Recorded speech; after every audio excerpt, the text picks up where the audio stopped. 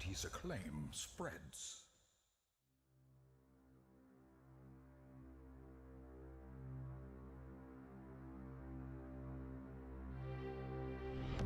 Word of our community's acclaim spreads.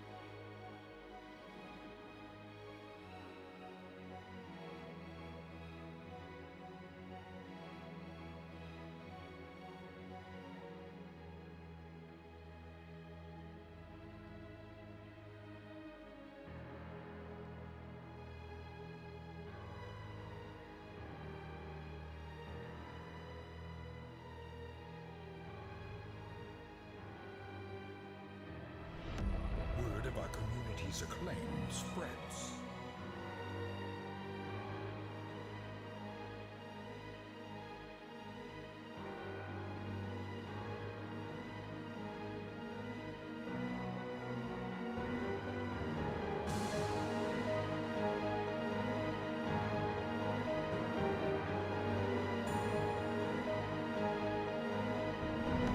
Word of our community's acclaim spreads.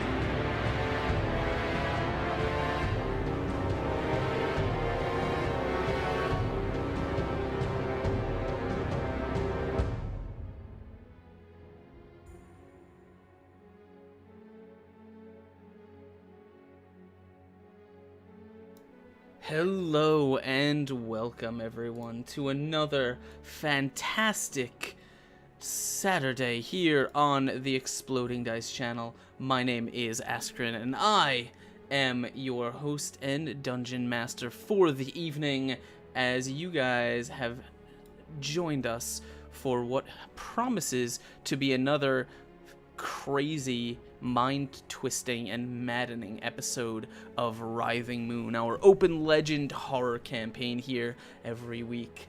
We have quite a few interesting things to talk about before we dive into a recap and all that stuff. But before we do, why don't we say hello to our cast? How are you guys doing today? Scared. Good. Excited. Half scared, half excited. I'm trying to brighten your day, buddy. Four is like a beacon of radiance in this brown and blue sunshine. Overlay. It is. Ah! It's a terrifying place in which we live. Yes. It's just so out of place. It makes it even more scary. Oh, gracious. It's yellow like the Tatterman, curiously. Oh no. Sure. Well, welcome guys. Thank you for joining us, and thank you for those hosts before. All you guys, thank you for stopping by.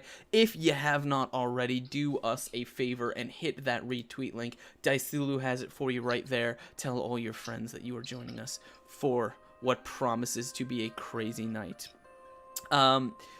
Before we do, before we get into a recap, just a couple of quick announcements. Today and tomorrow are going to be the last streams on this channel for a few days, about a week, because on Tuesday I am flying out to LA, as a chunk of this cast and probably everyone else in the free world on Twitch is going to be over in LA for the TwitchCon. You guys know that is going to be a goddamn good time. I'm looking forward to it. You will definitely see a lot of pictures from me and Speedy, because that's apparently what we do when we get together at conventions. But we are going to be trying to do some streaming from there, either officially or maybe just through awkward phone periscoping. We'll see. Some games, some other stuff. You know, we'll bring you all the TwitchCon goodness. But of course, and I should point out that basically everything from my hotel to the flight to various sundry things that I have organized for TwitchCon, including giveaways and stuff like that, have all been pretty much entirely taken care of via your guys' support. So thank you so much for that. That is amazing. I appreciate every single one of you, the subs, the donations. It's all been fantastic. So thank you guys so much.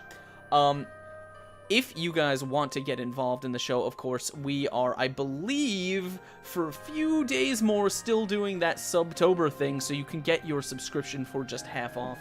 If you want to affect the game, you can give players, you get a natural 20 and some inspirations that you can use for a subscription that might help or hinder these players. Either way, whichever you like, you're more than welcome to do. Or, of course, if you are already subscribed or you don't want to do that, you can, of course, just hit the donation button. All of the stuff is listed down below, and you can give our players natural 20s, inspiration, a draw from the tarot deck to provide to divine their fate. All of that, of course, goes back to supporting the channel and helping us create awesome content here. Other than that, the only major announcement I have is that if you happen to be in the LA area, if you're at the TwitchCon thing, come find me. I have 3 of these exploding dice grenade hex chests from Elderwood Gaming. You can see, I'll pop them over right there. They hold a set of dice. They are magnetic.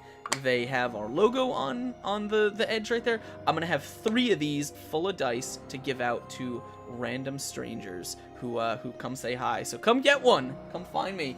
And you. Am I a random stranger? You can put on a fake mustache, maybe like one of those Groucho Marx things. Like, put one on top of my real yeah, mustache. You know, the glasses, the nose, and the mustache. Yeah, the yeah, Groucho yeah. Marx things. Yeah. Okay. Yeah. It's like Persona 4. But I think that's pretty much it. as far as major announcements go, there will be a lot of catching up and a lot of new stuff kind of hitting the scene after TwitchCon, but I will leave all that. We'll announce that like when it comes up. So why don't we dive right back in to the madness and the terror here, get everything all set up, and get everything started. Why don't we start by introducing our players and having them remind us who they are playing. And we will start with you, Mr. Speedy. Oh my, with me. Well, I'm playing as Felix Haskell, a priest of the White Church, with a rather tormented past. As a result of it, he's got some problems that he can't really control. See, every time he sees blood, he just can't really help himself from just kind of lashing out at whatever might be nearby, just trying to make the blood spill and spill and spill as much as he can. And he's been so obsessed and devoted to this church, to the holy, pure blood for so long, and well, he's started to learn that maybe it's not so holy after all. And as a result, he's struggling in his own mind to comprehend the world around him and his own very existence. Yeah, man. Very, very interesting. We are looking forward to seeing what he does once we find out what has happened. But next to him, of course, we have the radiant, the sunshine that is Mr. 4. How's it going, man? Lovely. Anyway, my name is 4, and tonight you shall be seeing me as the radiant Gurney Abel, who, if you don't know, is a fashionable urban cartographer for the streets of Palemore, as well as some of the deeper, darker depths that he has grown fond of. A little too fond, because he's got a few mementos from his dives beneath this glorious city that he absolutely has such a high respect and affection for. The first is a fantastic mask that goes over his face, this stone visage that allows him, through some ability or power or curse possibly, that grants him the opportunity to peer into the minds of others and peer into the weave of fate to see what outcomes might be, or perhaps to influence others with his rather chilling philosophy at times. He also has a gastric fistula, which in medical terms is a hole that goes down into your stomach through some sort of trauma in which it did not heal correctly. It wouldn't heal correctly because it spews out terrible necrotic energy that he really should get this looked at. I'm kind of appalled that we've gone, I think, over like so many episodes, and I've not gone to an urgent care center. It's very appalling. But not only that, he's just, he's tired of, Palemore deserves better than all these blood-crazed monsters and these angels that want to build up humanity to some sort of impossible alien status. He is working to try to stop that because, gosh darn, Palemore needs to stand on its own 2 feet. And it's not going to happen when we have all these, angels and smart people like Callum and smart bad people like, oh, I could go on, but I won't. I'll just... All right. I don't know what to do, Asgard. Well, we hope he survives the night. Next to him, of course, we have Mr. Din Money. How's it going, man? What's up? Good. Happy to be here tonight. I shall be taking the role of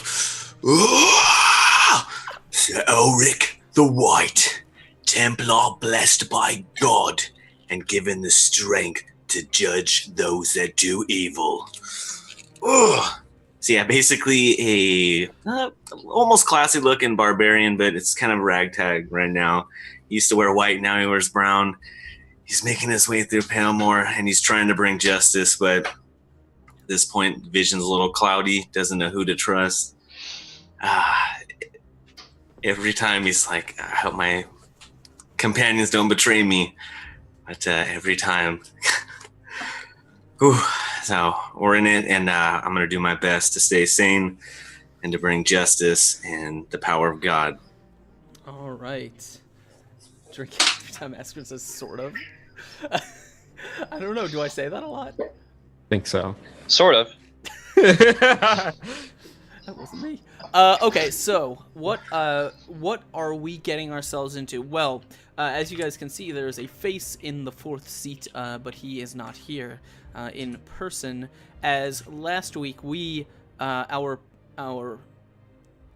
companions, after having entered the some sort of dream and slayed some sort of horrible alien brain, they were deposited back out in the waking world after facing various personal demons and fears, trudging through their own nightmares to get to this place. They were deposited outside into the waking world. However, things seemed a bit different. The sky was a different hue. The moon was larger and strangely colored, and things had a much more dire feeling to them. It was, of course, they were, of course, outside of the academy, the Cargill Academy, where they had entered, and it was there that they found a very strange person named Merrin, a very pale man in old, tattered, blood-stained robes that connoted him as a member of, or a former member of, the White Church, and he was, as it seemed, happily feasting on the contents of one of these horribly distended, strangely deformed academy students that you had interacted with before. A new follower. And he informed you that he was fleeing the church, and there were things that he had seen, there were things that he believed to be true, but he had not confirmed. One of them was the existence of the waking dream, and when you told him you had a way to travel there, he was very insistent on doing just that. And so that is what you did. You gathered yourselves together, you lit the lantern, and with Merrin in tow, you entered the waking dream, now beginning to fragment, chunks of it missing or deteriorating into nothingness, as you entered the academy and traced your way through its halls up to the top of the tower where the only light seemed to linger. And there, at the top of the bell tower, you found a strangely locked room, sealed with heavy chains and bolts. And when opening it, as it opened by itself, you found that inside dwelt the isolated and alone form of Callum, the headmaster of the academy, your liaison through the dream, the host, as it were. And you had a bit of a conversation with him. He was not as energetic or as spry or as sure of things as the last time you met him. And as you did, he explained a few things, that this was actually his mind, that he was trapped here in this dream, that he had actually sealed himself away in order to maintain the dream as part of a complex ritual that was seeking to shield Palemore from being glimpsed or being touched by whatever it was that dwelt out in the reaches of the cosmos, the thing that apparently Simon was attempting to contact, to ascend, his ascension clearly meaning that he wanted to commune with these creatures, and the only way that he had discovered to do just that is to offer them the one thing that the Great Ones or the angels cannot have, and that is a kin or a child of their own. And so he sought to create one. Callum insisted that this child was his key, and in order to stop, if it was potentially able to be stopped, you had to destroy this child, which would be found in the Cairnborn Palace of Queen Margol. However, things were interrupted as this conversation progressed. The windows filled with yellow fog, and as they shattered inwards, the familiar yellow fog signaling the encroachment of the Tatterman rolled in and filled this room. And as it did, Merrin struck, reaching for the lantern hanging on Ulrich's belt and grabbing at it, unsuccessful. But attempting to prise it from him, shouting as he did. The Tatterman itself emerged into the room as you all made the best effort you could to stand against him. But in the confusion, Felix and Gurney were stuck with Callum as the Ulrich lit the lantern, and as its glow encompassed the room, it managed to take with it, transporting out of the waking dream, Ulrich, Merrin, and the Tatterman, leaving them somehow arriving in the waking world, and Gurney and Felix stuck in the dream with no lantern to transport them. And that is where we're going to pick things up. We are going to be jumping right back into the action. Before we do, I want to remind you guys, I do see all of the follows, the new followers, the donations, and the hosts. We will read all of those out at the end of the episode. We're not gonna we're just going to kind of let the atmosphere continue through the show, but we will read every one of them. If you guys, of course, want to jump in and help our players out, you can do that right there. Dice Thulu has the link for you. And you can give them Nat 20s, inspiration, tarot cards, anything that you think will help. But I am going to change our music up because we are going to be jumping right back into this, as technically this encounter is still going. So let me hit my tone here.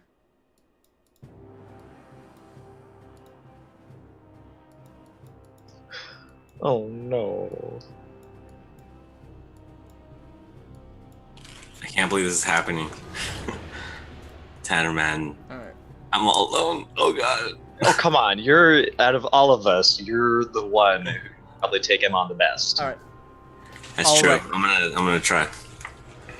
So, Felix, and we're gonna start with you guys. You are in immediate danger. Felix, Gurney, and Callum. As I grab my notes, you guys have just seen this flash. The room is still filled with yellow mist. However, you are almost sort of stood there in shock as your companions have vanished.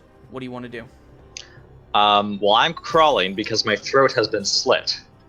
Right, I would like to you heal. are bleeding out. That is correct. I have I one hit would point. like to heal Gurney. All right. I need to get my blackboard. Get it here. Or are we still in turn order? Ugh. I think that's a good question. So, I think we are, because encounter, he said. all right. So you do go before him, so you can rush over to him if you'd like. He is about to go down. So how would you? What are you using to heal him? So my blood is still dripping off of my arm from the cut that I made on myself to fight this. Yes, you have thing injured off. yourself. You are the blood is running down your arm, kind of dripping on the floor. I believe it was a knife you used. No, I used my cat's paw. In this, Oh, right, in this the case. claw. Okay, which Yeah. is which is still covered in blood. Yes. Yes. And so I'm just going to kind of take the blood that's kind of dripping down my wrist of my own, and I'm just going to smear it over Gurney's wound, and I'm going to try and control the blood and just send my own blood into there to kind of help it coagulate and block the wound, and just start repairing everything that has been cut inside. Okay, that Faster sounds like creation. I have my blood stuff as alteration. If that's... Okay, you can you won't really be able to transfuse him, but you will be able to clot the wound. Okay. Get rid of my bane, please. So go ahead and roll me a blood check. That's the theme of this campaign. Please give me a blood check. Will. Abigator, I got Tatterman happened. That's all I can say. What's the power level? I'm assuming it's not 1. No. Ooh. Okay. Use goddamn nat 20s. So you kind of stumble over. You were basically facing the the lantern and Ulrich and Merrin. So as they kind of disappear, you kind of instinctively turn over your shoulder and scramble towards Gurney. As you're doing this, you feel almost the entire chamber seems to shudder, as if it's kind of being rocked, causing you to stumble a bit, lose your footing. And as you kind of stumble forward, you land basically like hand on the ground, right looking at Gurney as he's doing his best to kind of cover this wound in his throat. You're kind of like your hand is shaking as like you feel kind of your fingertips are going cold as a lot of blood is pouring out of your wrists. As you go to kind of touch it, you can feel the sticky tendrils of blood kind of lashing from your hand to his skin, but the wound doesn't seem to be, like, you're not quite closing the wound just yet. Anything else you want to do?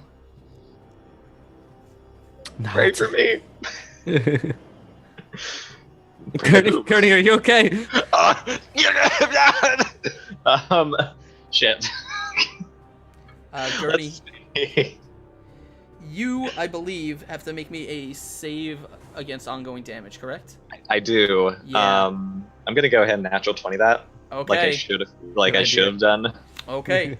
That means you are not going to take. You're just managing to keep the wound, keep enough pressure on it that it doesn't bleed further. But you're feeling cold. Your vision is swimming. But you're down to like what, 1 hit point at this point? Yes. Yeah. Whew. That's Okay. enough for now. Yeah, though. he's Just don't die. Felix, you can see the color is almost completely drained from his face. He's doing everything he can. Your pressure is helping a little bit to keep the wound closed, but as soon as he takes his hand off it, it's not going to be good. Okay. Okay. So long you as can he's make not you can bleeding make out. an action. However, I will can. tell you, because you're basically near death, and you're on the floor. Any significant actions that involve any major strength actions, attacking, things like that, are going to be made at disadvantage. Okay. I'm just gonna lay down. You're already laying down. Okay. How's Callum looking? Can I see Callum? Callum is in his chair. He's kind of slumped over. His chair is kind of rocked a little bit away from you in the shuddering, but his back is to you. You can't really see him. Oh, great. And the lantern and Ulrich are gone. They are gone. Is there a lantern in the room? There were windows. Okay. Well, I think what I'll Good do. try. I'm gonna try something. I'm gonna try something crazy. Can I spend a moment to digest what I mind dredged from Callum concerning the Yes. dream? Okay. Set So up. you wanted to specifically. You had told me you wanted to dredge up the ritual. I spent 2 whole rounds trying to rip out what I could. I have that written down. I just want to clarify, because I don't think I asked at the time, but I believe you might have said it. Was it the ritual you were looking for? Was it the ritual that he had specifically performed to create his bond with whatever that brain of Ulsul, or were you looking for the other ritual, Simon's ritual? The brain one. Okay. I feel like I could have, but I feel like circumstances No, have. that's fair enough. I just wanted to make sure. I asked him about it, but I was not dredging for information about that particular ritual. I want the brain ritual.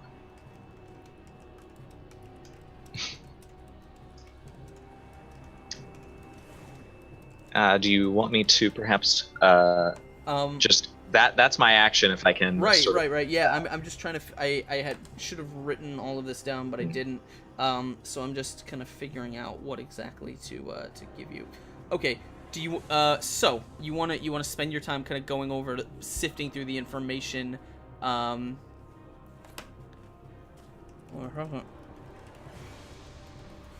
Because if yeah. So you're sifting through the information here. Okay. From what you can gather from as you're basically in your head. it's better in my head than what's happening to me right now. In your head, you're trying to piece through this information here, and you're not really looking at information so much as you're looking at memories and images that were in Callum's mind. You physically shoveled them out mentally. What you can see is you basically are you kind of inherently understand from the images that you have what's it called? Sorry, people talking in chat. You will understand that he apparently, in the past, you're not sure how long it was ago, they basically excavated the brain. It was somehow brought here, and somehow through a method of understanding, he communicated with it. Now, as far as you can tell, that communication, that there is a specific set of communications, movements, and symbols, they seem to have something to do with those runes that you have seen before.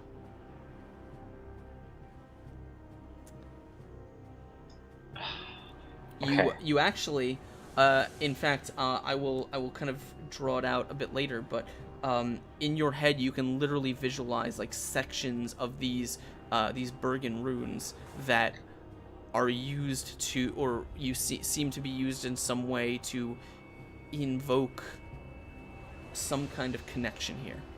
Okay. Is this connection sort of verbal, or is it like a connection of the minds? It's like it sounds like it's not verbal in the sense that these things you don't really you don't see any you don't kind of get any understanding of him speaking to this creature, but you do get you do get an understanding of him sort of communicating with it through gestures. Okay. Gestures. In that case, if I have any opportunity to, I'd like to try. This is crazy. I'd like to try to draw with some of the numerous amounts of blood, some of the symbols that I saw. I'm trying to repeat the ritual. Okay.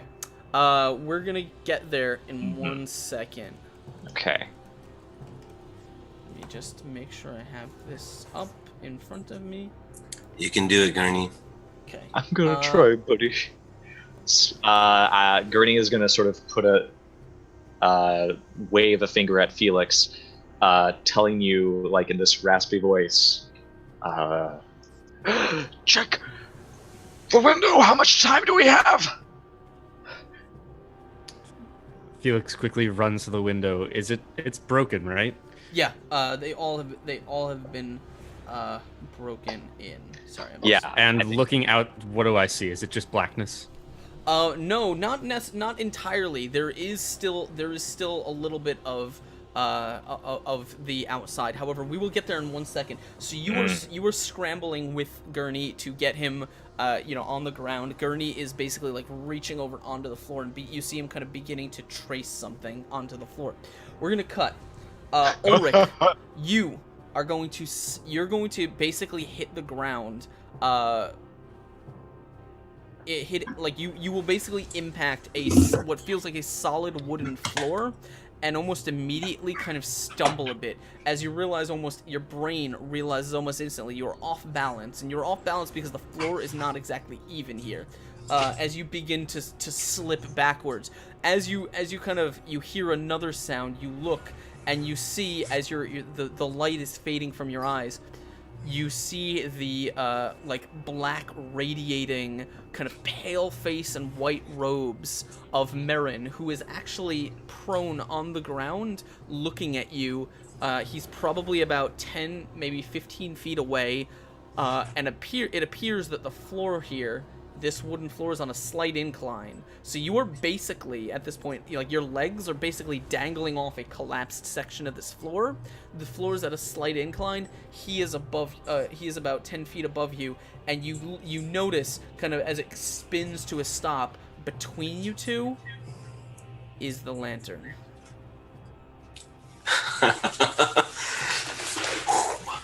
Well, if anybody's seen the Animatrix, I want to be like that one dude running right now. Okay, so you are bear in mind, you're basically like holding on, like you slid, so you're like holding on to the floor, okay. And he's like on his stomach. You and him, actually, you know what? Because we're starting basically, because this caught you completely by surprise. Go ahead and roll me an initiative check, please. I want to see which of you is gonna get the drop here. Yes, sir.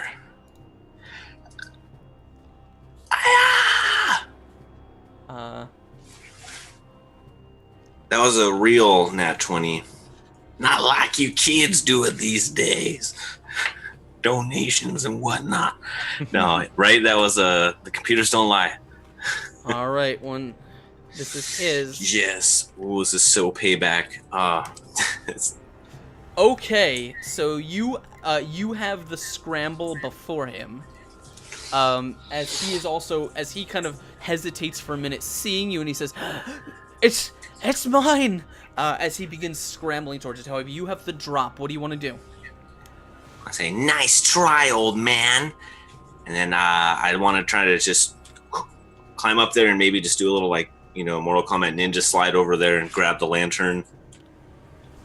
Okay. And we'll see where I go from there. Okay, yeah. Let me check something right here. Just the goals get to the lantern right now. And then can I also just do a little look around? Or I guess, yeah. Just any yellow cloth anywhere. Yes. So as you're looking around, you seem to be in a tower. There's a wood floor tower. This place is broken and in horrible disrepair. There are remnants of shelves and desks and stuff in this tower. There's a broken glass dome above you, and lots of broken windows and walls. The floor where you are seems to have basically sinkholed down the tower that you're kind of hanging off. And as you kind of look around into this dark chamber, you see that just off to Merrin's, to the right side of Merrin, from your vision, is this kind of swirling yellow vapor or mist that seems to be like coalescing into a kind of a form briefly before falling back into just formless cloud. If you want to go grab the lantern, I'm gonna need an agility check. Okay, yes sir. Let's see that.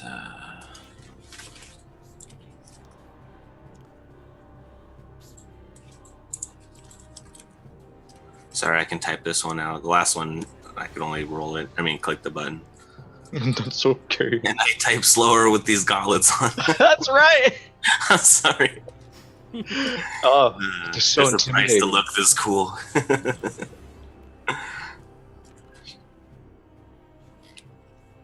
Alright, ready?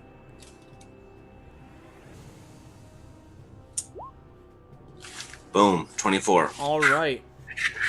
So you kind of reach up, grab one of the beams, and pull yourself up as you are scrambling across this floor, reaching for the lantern. However, as you do, basically as you put your weight down on your foot, as you step up, the floor that's inclined, you feel it. You feel your weight physically displace it, and as it does, you kind of hesitate for a second as Merrin like grips the ground and looks around. And as he does, he's looking at you, and there's a second of silence before the floor shifts under your feet as the entire rotted wood section is going to collapse downwards. You begin sliding backwards, he begins sliding towards you, and the lantern is skidding across the floor. So, okay, yeah, I guess if I can maybe stab my spear into the ground and just try to make a grab for the lantern. You want to use your spear to anchor yourself? Yeah. Yes. Yeah, you can totally try it. You can totally like use your turn to jam this into the wood and kind of basically hang off of it when your feet actually physically lose contact with the ground. Yeah. Okay. Perfect. Okay. Yeah. He's gonna make a quick scramble to try and grab the lantern. Don't you do it! He's trying to hold on to the ground as he's falling forward. Unfortunately, he doesn't have to worry about falling off. You do, so he's gonna make an agility check.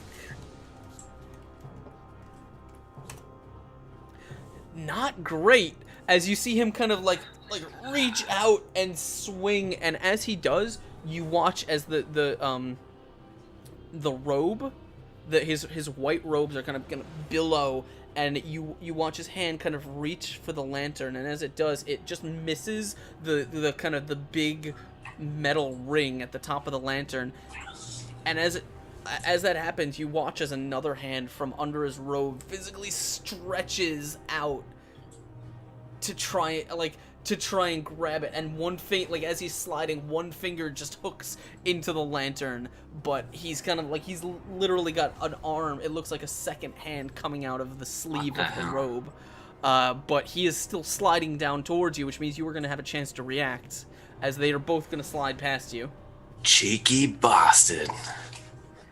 Alright, so by both you mean the lantern. The lantern is ahead of him, he's just reaching out, but they're both sliding downwards. So the lantern's going to be in your reach first, he's going to be in your reach slightly after that.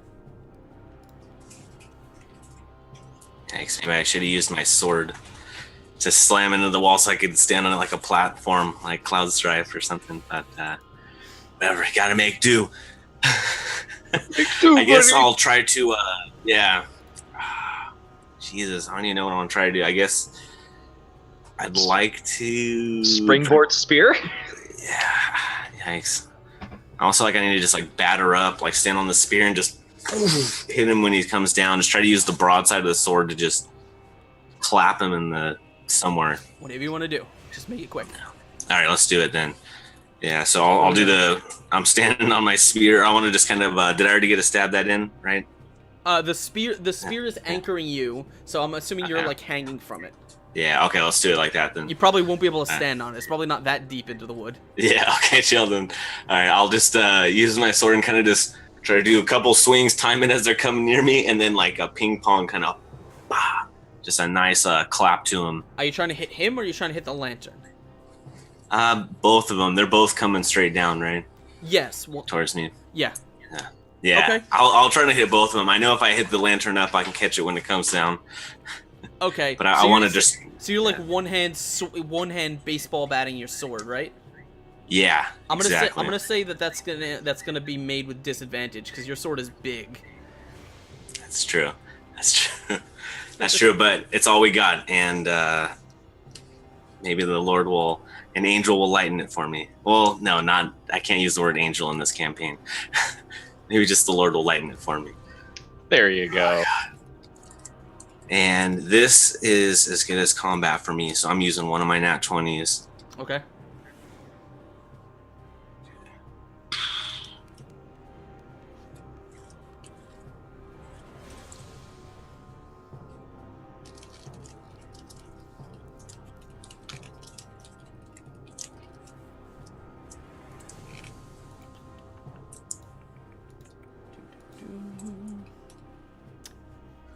Sorry. No, it's fine. You guys should decide what you're gonna do because you're gonna be up next. All right, what's the instead of K1? What's the other one? Does anybody know? All right, we'll just do it in our head. You can just KL1. KL1. Okay.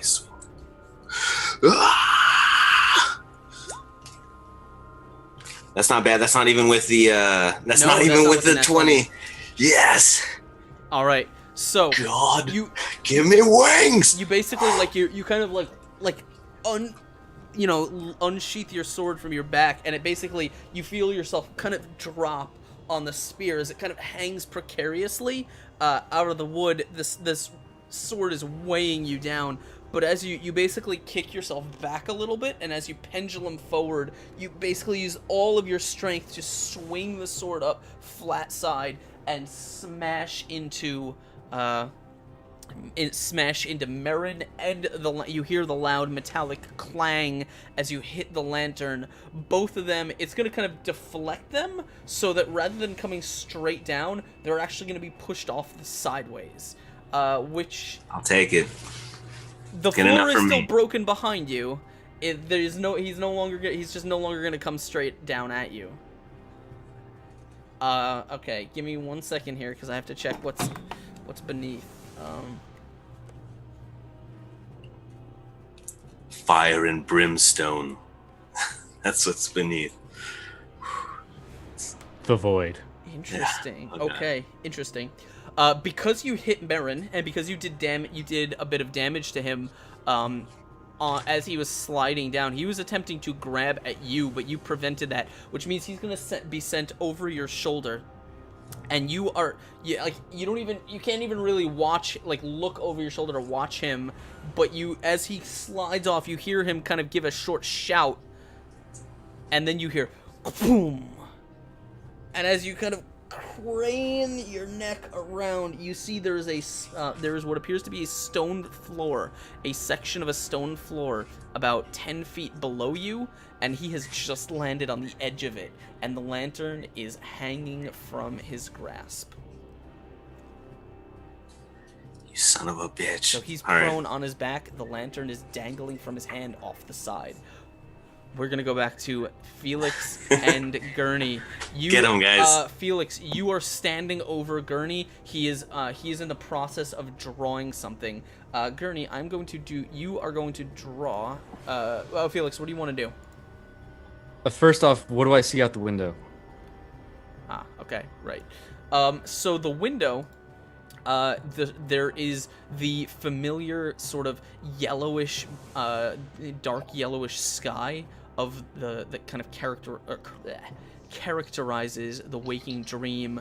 It is now significantly darker, and you see kind of like rolling flashes of thunder behind the thick clouds. I don't know, Gurney, but it's closing in fast. Felix, the dream is collapsing, I think. See if Callum's awake. I gotta finish this. This is just taking every ounce of my effort to do this. I'm going to continue doing this. I have one question, Askren. Yes. Was the skin rune a part of this? You don't actually see that particular... Oh, sorry. You don't actually see that particular rune represented here. Okay. Is there a place to put it?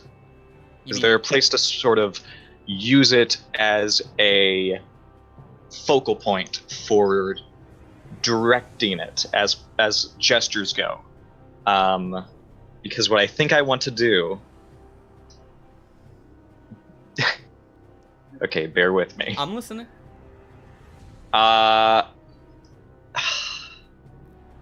So Tumata. The skin rune was present to some of the worshippers there, right? Or at least I think the skin rune was related to Tumata, that angel that we went crazy at in the Old Palemore, I think. I don't believe that rune was drawn there. The guy was drawing a rune, and he didn't get a chance to finish it. Yeah, that's right! Yeah. I only saw a piece of it. It's still there, isn't it? You mean in the wherever you left it? It should be. Yeah. No. Like you started drawing it and then you kind of half finished it. Yeah. Oh yeah. It should. I believe it should. Yeah. Okay. Yeah. Fuck. In that case, I think what we're gonna do. Is I'm going to wait for Felix to tell me if Callum is like conscious, and then I believe you still have to make saves against ongoing damage because you haven't. didn't. Does the save I removes the don't think so. bane? I think so. Yeah. If I resist the bane, then the bane is resisted. Oh, okay, fair enough. Okay, never mind. I was thinking something else. All right. Keep So going. I'm trying to use this ritual to create a new dream for us to either escape to, or to sustain what's happening here, because I think the dream is collapsing. Oh my gosh. Yeah, so I'm gonna wait to see if Felix Okay. is like, So you told Felix to go check on Callum. Callum. Yeah, Felix, run what over do you to want him. to do? I'd run over to Callum and I'd just kind of, he said he's kind of like slumped over. I'm gonna try and just like get a look, see if his eyes are open. If not, just peel back the eyelids. Are you all right? Callum is he's looking like short of breath. He's looking very pale and very weak. But he will, as you kind of lean over him, he'll kind of like use what little strength he has to reach up and kind of grab you by the collar and lean in. And as he does, he is going to whisper, "Red light, red lights." Roxanne?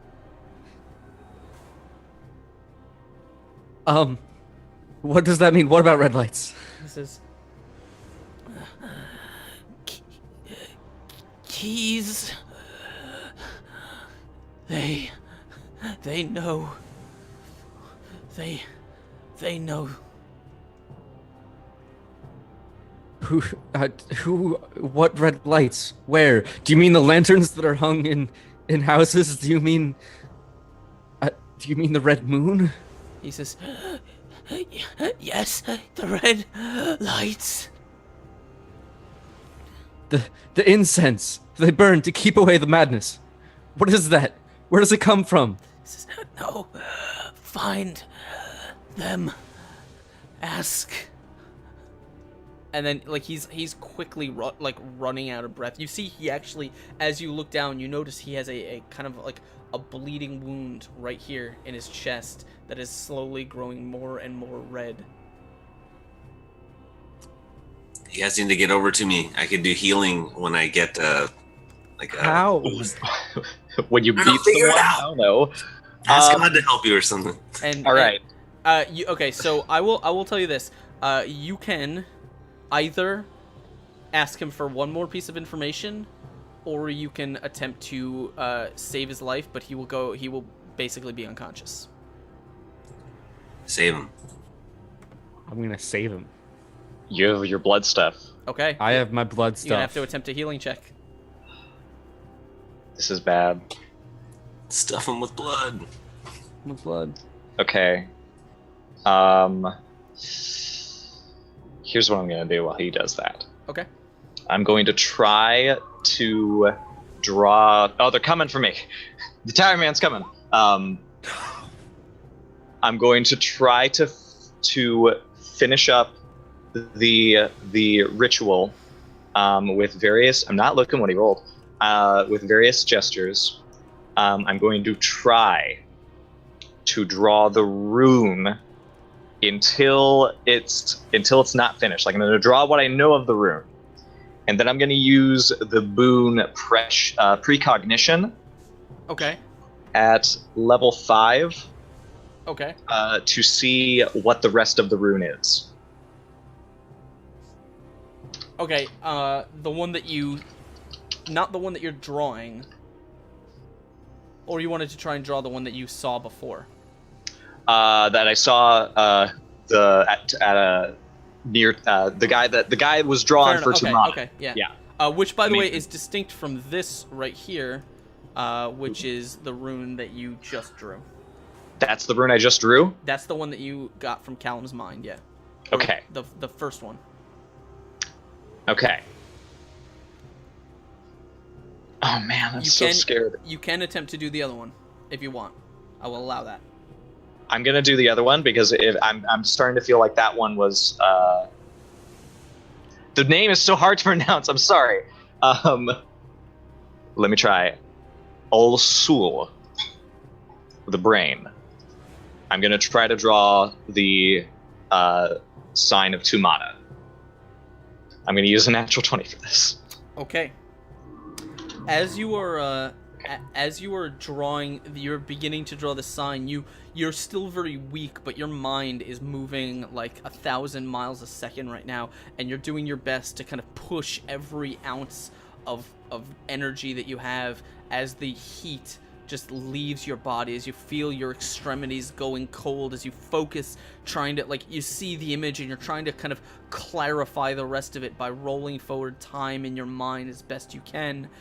And as you do, you are going to actually see, I'm going to draw this next to here. Okay. Nope, wrong thing.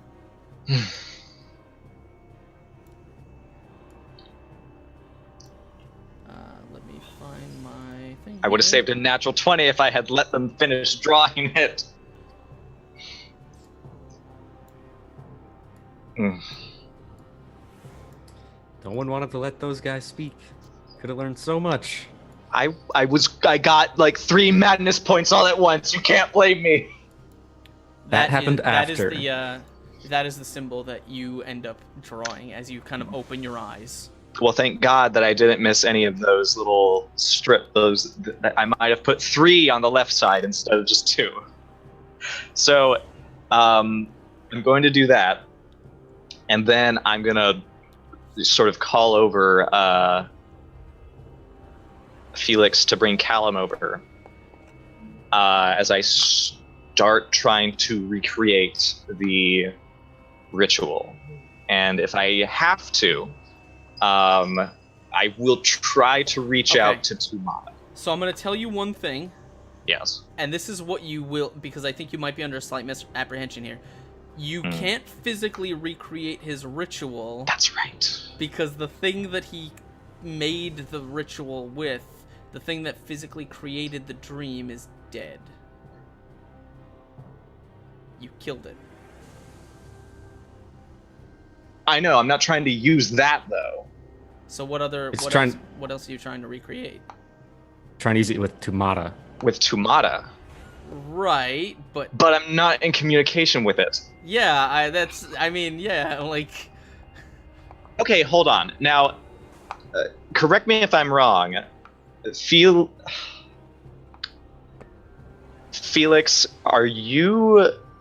you're an experiment, right? Something like that. You are not entirely human, right? Well, that's rude. I'm just saying. I mean, your brother was in a test tube, so. Okay, hold on one second. I'm reaching here. Do me a favor. Yes.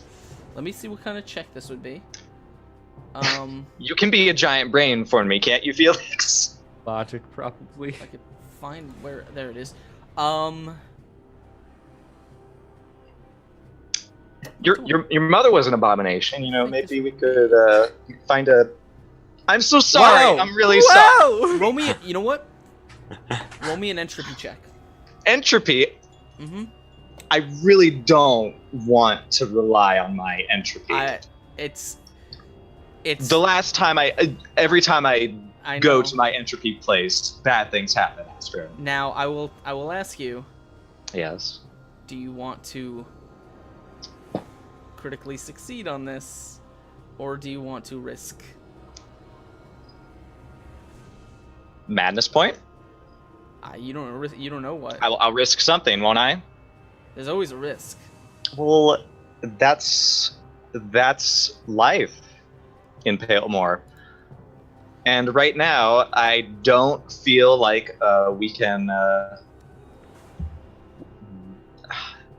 we don't have room to fail. So I'm going to use one of the natural 20s for this, because Okay. I would like to. Go ahead and roll me an entropy check. I can see where this is going. Oh God. Okay. Okay, natural 20. It's 26 You do. with a natural.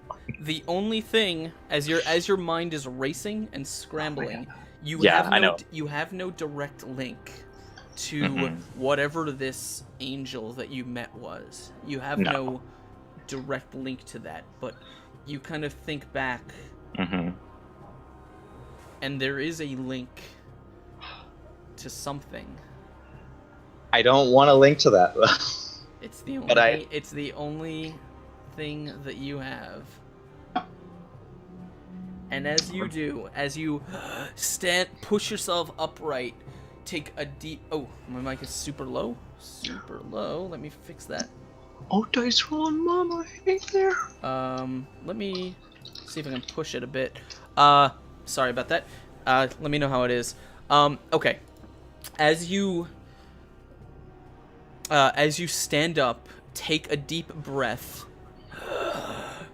and push all of the heat that is left in your body. You are still about to pass out, and this might strain you to that point, but you just push and push as you feel your stomach begin churning, almost as if something kind of pushes and moves like a writhing or wriggling or squirming tendril inside your guts. And as that pressure and that warmth begins to build up in your stomach and push its way up into your chest, you take a familiar kind of gasp as it presses on your lungs and begin to exhale. But rather than exhaling, nothing bursts forth. As you exhale, rather, you are going to feel your eyes roll back in your head as you almost feel yourself envisioning. You get a strange silhouette-like vision lit by flickering candlelight of something large, bulbous, and misshapen. Many tendrils and formless appendages sloughing over the side of a large cube-like altar. As you just stare up at this thing in disbelief, as you are, as this memory kind of pushes against your head, you almost feel its resonance in the warmth within your guts, and as you do, you know, just almost instantly, you know that whatever you encountered, whatever it was, there is a piece of it still inside you. It's always been there. And you focus on it, and you do your best to listen to it. Now, you don't know exactly what it's capable of. You do know that it has granted you some sort of entropic ability, creation abilities, but the only thing you know is that if you can communicate with this thing, this is the closest you can get. And so if you want to attempt some sort of ritual, this is how you're gonna do it. I'll do it. Okay. If my eyes come back from inside my skull, I'm gonna look at Felix and just try to take your hand. Gurney, what are you doing? What's going on? The only option we have left. Oh no! And he's just reaching out for you. Callum, he's dying. There's nothing I can do to save him. What's about to happen, Gurney? Oh, man. I don't have words for that. Gurney simply exhales very raggedly and says, Felix, we just gotta keep doing what we know. The only thing we have been doing. And that's trusting each other. Come on. Okay. This is all I got. If we stay here, I don't know what's gonna happen, but we can't stay here. If you think you can take us out of here, by all means. And he reaches out and grabs your hand. Oh, it's clammy, it's cold, it's pale, it's just... Yeah, and do I have to... As Felix reaches out and takes your hand, you just kind of, with your palm, you kind of like smear across the floor, doing the best you can to recreate the runes and the things that you've seen in your head. And Felix, as you kind of are, you reach out and you grasp. Ulrich, we are going to shift to you. You are still hanging off the ceiling. Marin is below you, back against the floor, arm hanging off the side with the lantern hanging off one of his fingertips. I'm ready. And he, like, as he kind of like rolls over, you see his eyes kind of look up at you as he kind of like almost as you see him begin to move his arm as he's trying to pull the lantern up over, up to him. What do you want to do? Don't bother. Alright, basically I want to yank my spear away, and I'm going to just fall down at him. Aiming the spear. I don't know if he's going to think I'm aiming at him. I'm actually aiming at the ring in the lantern. I'm going to skewer it, activate the switch, almost like a hook on the other side, and then yank the lantern away. So, okay, so you're hanging from a spear. You want to somehow like you use your force to throw it backwards. You're not gonna have much room to physically turn, and I don't like.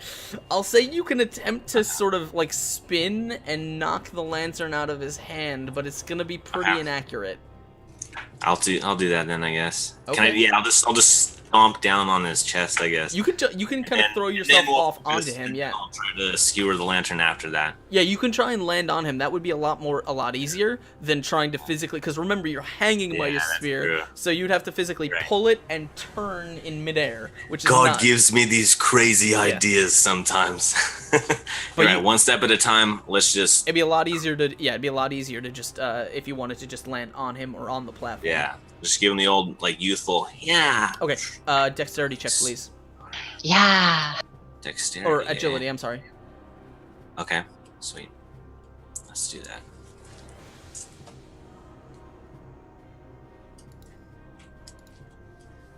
God damn you, alright. Sorry, I had my super mega attack on command paste. I was like, alright, I'm gonna be quick this time. It's gonna be awesome. Alright, now I think I'm ready.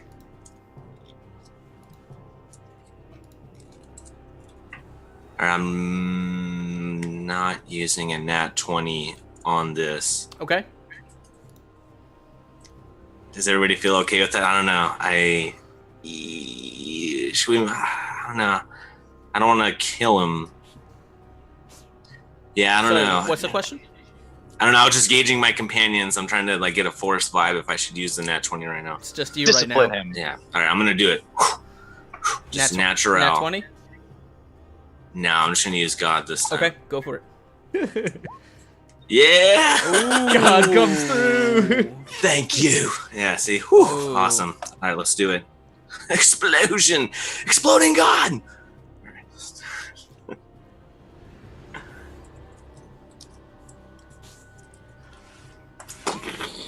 7.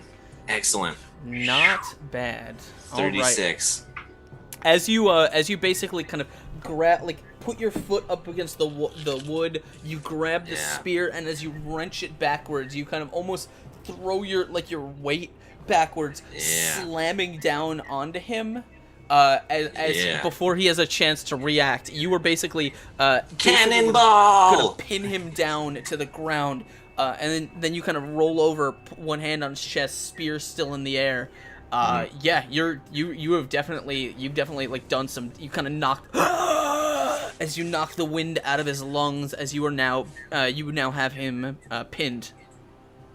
No need to thank me. That's the power of God. He's gonna like because it's his turn. Okay. Did you want to do anything else? If I could use like a standard action to just stick the spear through, I'm gonna say the attack was the the standard action. Yeah. Yeah. I figured. Okay, no worries then. I'll leave. I want to keep him pinned. I want to stay on him. You have his arm is still dangling and the lantern's still hanging off one finger as he kind of looks up. He says,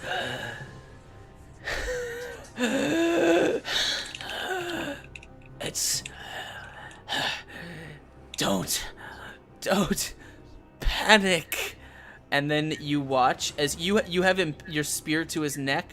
You watch as his finger. I don't really have anything to do it with.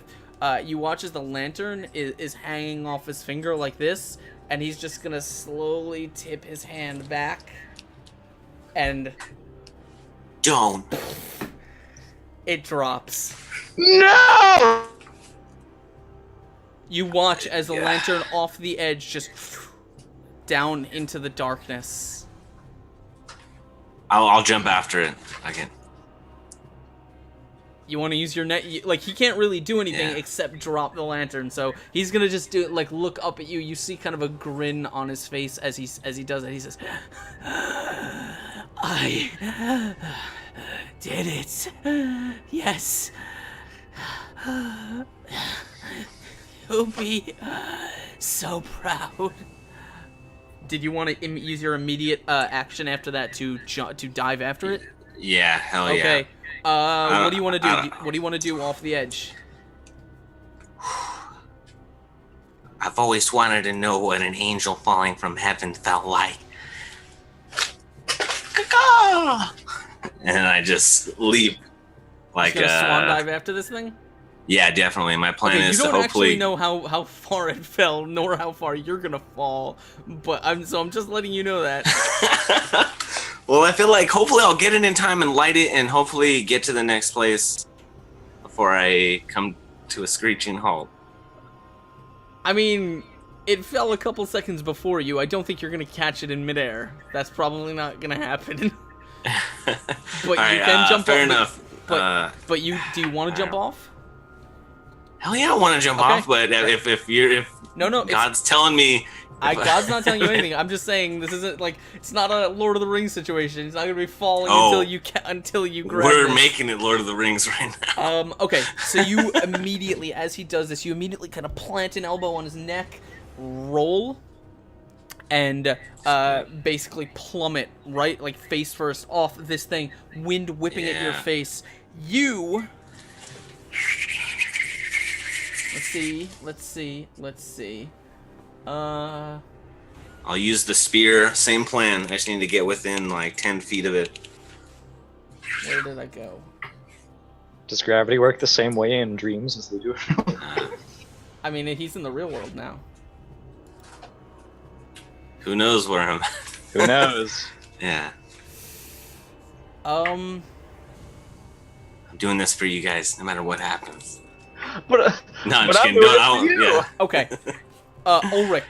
I don't want that on your head. I need you to make me a toughness save. Okay. Shit. Alright, let's do it. Toughness. Yeah! Alright. You're gonna fall for maybe maybe 2.5 seconds before wham, the floor zips up to meet you, and you feel yourself hit off something stone, like spin, and then land on your back hard. You are going to, like, it's actually going to be such a hard hit that you are going to briefly black out. Jesus! And as you kind of feel yourself, like, as you kind of hit, roll, and slam into the ground, you are going to basically almost instantly lose consciousness. As we zip back across the dimensions, Ulrich or Gurney, I need you to make me an entropy check. This one with advantage. Okay. This is your ritual check. Oh boy. I still have some still have some natural 20s to burn on this. I'm running low though, but I can do this. Help him out, Chad. I mean, I'm good. I've been saving these babies for a long time. Nice. I only use them for lore. So this is actually... I only use it for combat. You only use it for lore. Felix only uses it for bullets. Askren, as Gurney is doing this, I get the sense that if he runs out of blood for his fingertips, he'll use some of his gastric juices. Fair enough. He used a natural 20 for this as well. Okay. Jesus! Ooh. Oh well, you got you had advantage, so you got a 13 did. there, and an exploding 6. Okay. Exploding 6. Well, let's go ahead and see what that 6 does for me. Okay. So, let's see. 13, 15, 21, 25, 45. And if I have opportunity to speak to Felix during this time, I explain the best way I can. Not much. What you Ugh. will do is you will, as you feel this kind of thing pushing up, you're holding his hand, and as you do, you kind of feel once again this pressure pushing out through the fistula, and Felix, you watch as this familiar kind of pinkish, fleshy substance begins to kind of like bubble out of his chest wound. And as he's doing this, Gurney, you're almost instantly, as soon as you concentrate on this ritual, your mind is going to be completely filled with a single sonorous note, a deep, unnerving voice that just shakes you to your core. And feel it. You're not gonna see any of this. Felix, you will. The chamber around you continues to rumble. It continues to shake as you hold on to Gurney as dearly as you can. And as you do, you notice, you begin kind of hearing this kind of crushing and creaking sound as the walls of the chamber begin to be kind of pushed inwards. You see there are holes that kind of collapsed in the floor, leading into just dark black. And as you kind of hear them cracking, you look over and you see those holes are beginning to be filled. But rather than being filled with wood and construction materials, they are instead almost like something is rising below them. This dense, pinkish, fleshy substance begins clotting the holes in this structure and filling them, as you hear just this strange sound, like the sky, the light that is streaming in from the broken windows seems to change hue to a sickly, like pinkish yellow, as all around you feel this kind of this crunching, this movement. You feel almost as if something is moving under the ground. Gurney is just locked in this sort of unconscious battle with something, and you're just sitting there just as all this is happening around you. Gurney!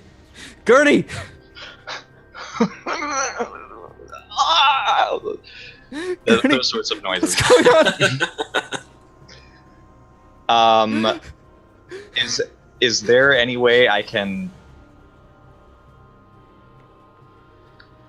No, I'm not doing that. I was about to say, is there any way I can send this note to Felix? And I was like, no, that's a bad idea. No, I'm just going to hold on to your hand even tighter if possible. And I'm going to, through like clenched teeth, Gurney just tries to calm you down by saying, Felix, yeah, I've got this. I fucking hope so, Gurney. What's happening? Is it working?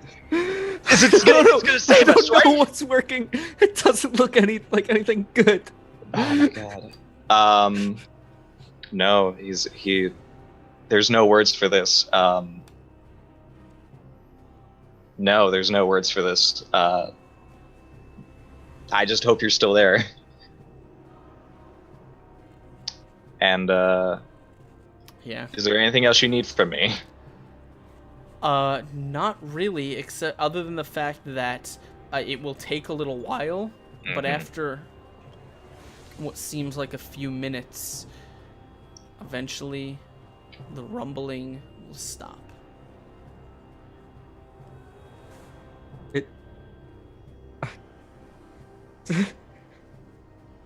Is it over? Am I able to stand? Or You are still very, very weak. Your legs, as you kind of stand up, just kind of shake and knock. Like, you're basically, you have to lean on Felix to actually stand at all. But you're conscious. You feel almost entirely drained. Your body just has almost, like, no energy that you can find left in it. I did it. I think I did it, Felix.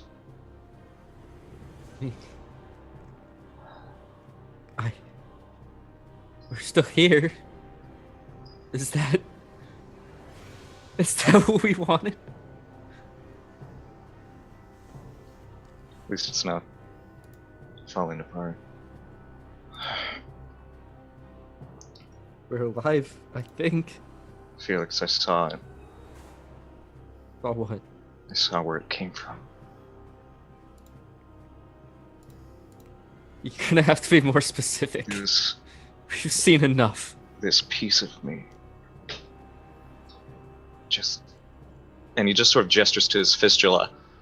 Which, by the way, at this point is basically like almost like bread or something had boiled over the edge of it. It's this fleshy mass that's just literally like a tendril of flesh is just like out of this wound in your chest.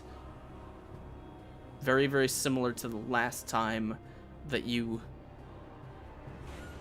did something to it. Yeah, when I popped a pill. Yeah. And he looks at you and says, I've made a pact, I think. Felix, if I become like those people in,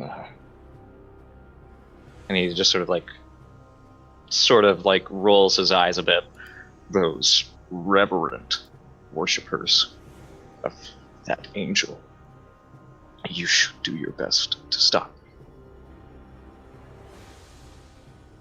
me. Okay. I don't know its name. I don't really know what it is.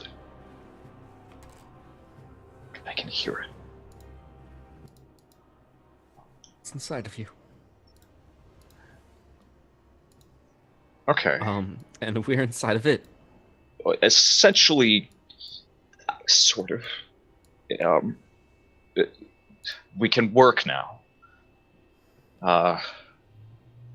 Let's see. And We'll look back at Callum. both. Yeah. I'll try to get to Callum, and I sort of gesture outside the door, like, see if you can find a lantern or something, some kind of candle, maybe. I'd really hate to. I'm gonna be honest. If we don't have any means of moving over, we'll have to try to create a new one. I don't know if I can do that even. Maybe Callum can help. Callum, as you stand over his body, has a large, deep red stain down the front of his shirt and jacket. He is slumped over his chair, and he is not moving. Oh, no. I told you. There's nothing I could do. He's dead! I stab my scissor into his already dead chest.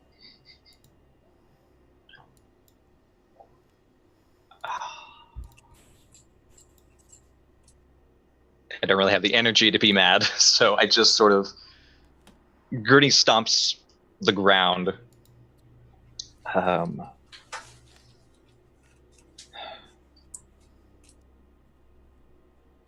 Shit. This isn't going to be for nothing. I did this for a reason. I did this to keep us together. I'm gonna make sure that we're together. I'm gonna make sure of it. And I'm What gonna. goes together if we're trapped in here? We're not trapped. We know how to stop it. We got what we needed out of him. He's dead. So just turn your back on it. We're moving to better things.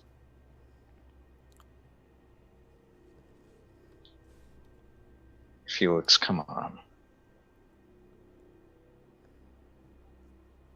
What do you propose we do, Gurney? Get Ulrich back. How? We know there are more lanterns. I can maybe get the mask to tell me how to get one or how to make a candle. And wow, that fistula. It's just, Yeah. it's this new sensation that he's not used to. I can try, but I don't know how. And I need you to ensure that I can do that. I need you to protect me, because right now I'm reeling from what I just did.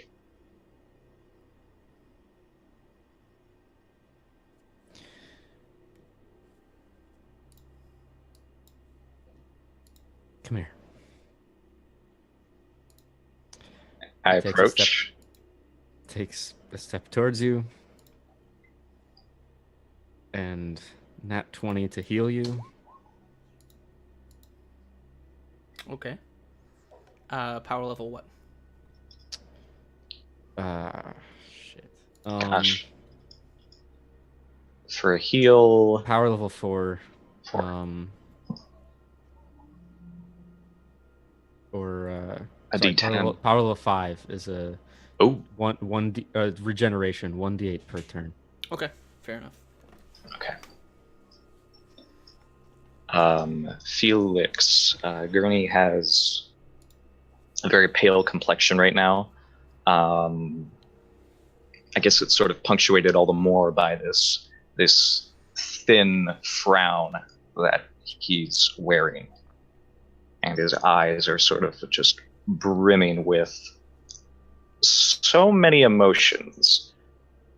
But one of them that you have never seen before is a intense look of shame. And he asks you, I don't think I'm any better than him. Gestures to Callum.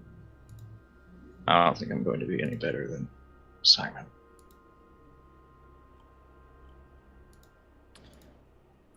None of us are better than anyone. We should be. That's what the angels want, isn't it?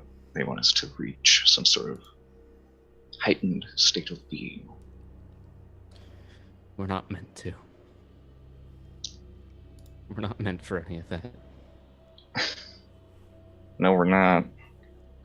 But I keep being put in this position where I have to push you to be more than just a priest. I have to push Ulrich to being more than just an old man with a very heavy sword. Templar. Templar. Sure. And I have to be more than just someone whose dreams, they're just not within reach anymore. I might have given more of myself to whatever this is, this thing that's growing inside of me. And the last thing I want is to fall prey to this fervent righteousness that follows the angels wherever they go. I have to put Palemore first. I'm asking you to keep me on that track, okay?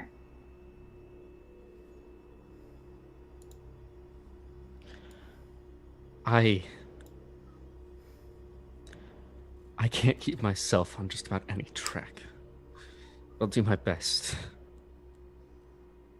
For you.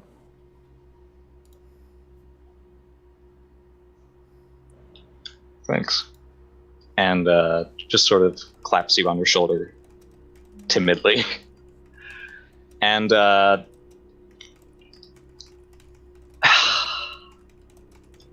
look around and I'm like, well, if Ulrich got the lantern, maybe he could have come back by now. We'll just have to try to find our way to him. Let's not go far, though, because if he does come back, he might be in this building. So, I look out the window. Does it look like there's a world out there again, or is it still just this room? The world didn't seem to disappear. However, as you kind of stand, you walk over the shaky floorboards, some of this kind of fleshy, like thick fleshy substance spilling out over the wooden floors here and there. You stand in the shattered window as the kind of yellow mist begins to slowly dissipate in here, or it has already begun. And you look out, and you see what looks like the kind of strange, distorted Palemore that you remember here. The sky is kind of a pinkish yellow, almost rolling with blackish thunder behind the clouds. Here and there you see the buildings are covered with this like sort of stretched tapestries of this pinkish or reddish flesh-like substance. You can see entire growths of it. You can see portions of the landscape have been replaced with these kind of overlapping tendrils of cancerous flesh.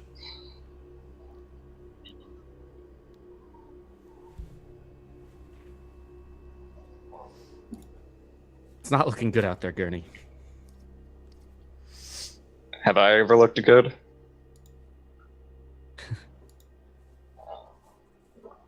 This world isn't... It was already wrong when it was Callum's dream. This is worse.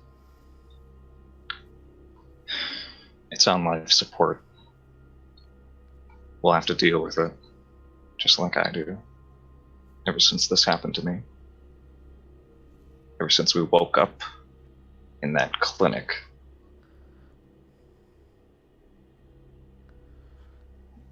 It's fatalist, I know, but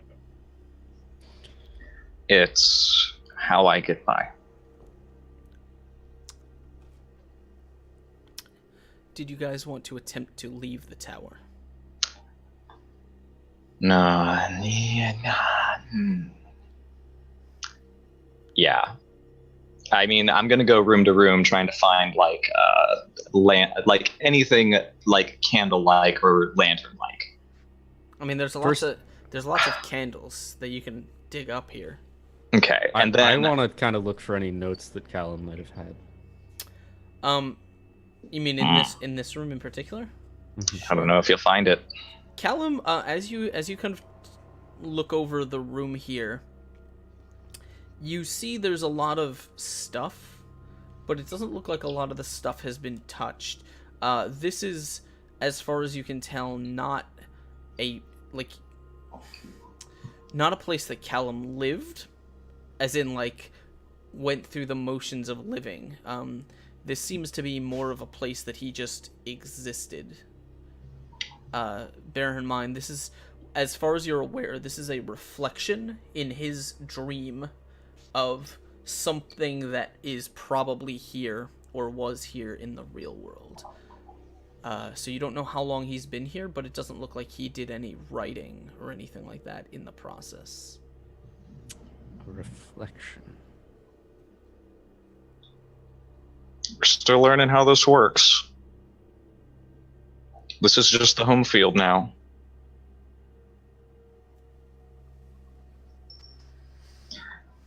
And then I'm going to cast Precognition at power level 5 to ask the Fates, how can we get into the waking dream? Or how do we get to Ulrich? How can I get to Ulrich? Interesting. It's gonna be a tough DC. I still have natural 20s, but You can do whatever you'd like. all right. Well, it's a prescience, so here's my prescience before the natural 20. Thank God. See, I'm still thanking God, Din Money. So are you using a net 20 or are you not? I am, yeah. Okay, fair enough. You Nice. kind of, your body is cold, it's weak, you're leaning against a wall here. As you just kind of think, you say, and as you do, as you kind of take a deep breath, you just take that mask and very slowly push it back over your face, and as the familiar freezing sensation of touching an ice cold surface rushes through you, almost chills the skin to the point of blistering, you are going to feel your eyes kind of close and roll as your head lolls, as you begin trying to make sense of the ether of fate, of knowledge, of whatever it is you're tapping into to try and read things, and you get a sort of vision, a dream-like set of images seems to manifest in your brain. And as you're kind of seeing inside your eyelids, what you can tell is there seems to be the first thing you get an image of is the streets of Palemore. Kind of almost as if you're walking down the streets, navigating. They feel somewhat familiar. You've walked these ways before. And then you see looming ahead as you turn your head up a large cathedral-like structure. And as you stop before it in the shadow of this cathedral, as you're kind of looking up, framed by the light of a moon, you see something begin moving behind the steeple as one long, thin limb reaches around and grasps the front. And as you kind of look up, you feel your vision is then forced down, and you see yourself almost raising two hands towards it as they cup something. You can't quite see what it is, but it appears to be small, round, dark, and pockmarked. Pockmarked, like there are little like indentations in it. Like the things that we've definitely seen. So is it sort of like my delicious pocket pill? Do you still have that? Of course I still have that. Then it might just be. I don't think I have it anymore. Din Money ripped it out. Shit, yeah. He never gave it back. Never give back? Damn it. Why am I carrying all this stuff? Is it in your inventory?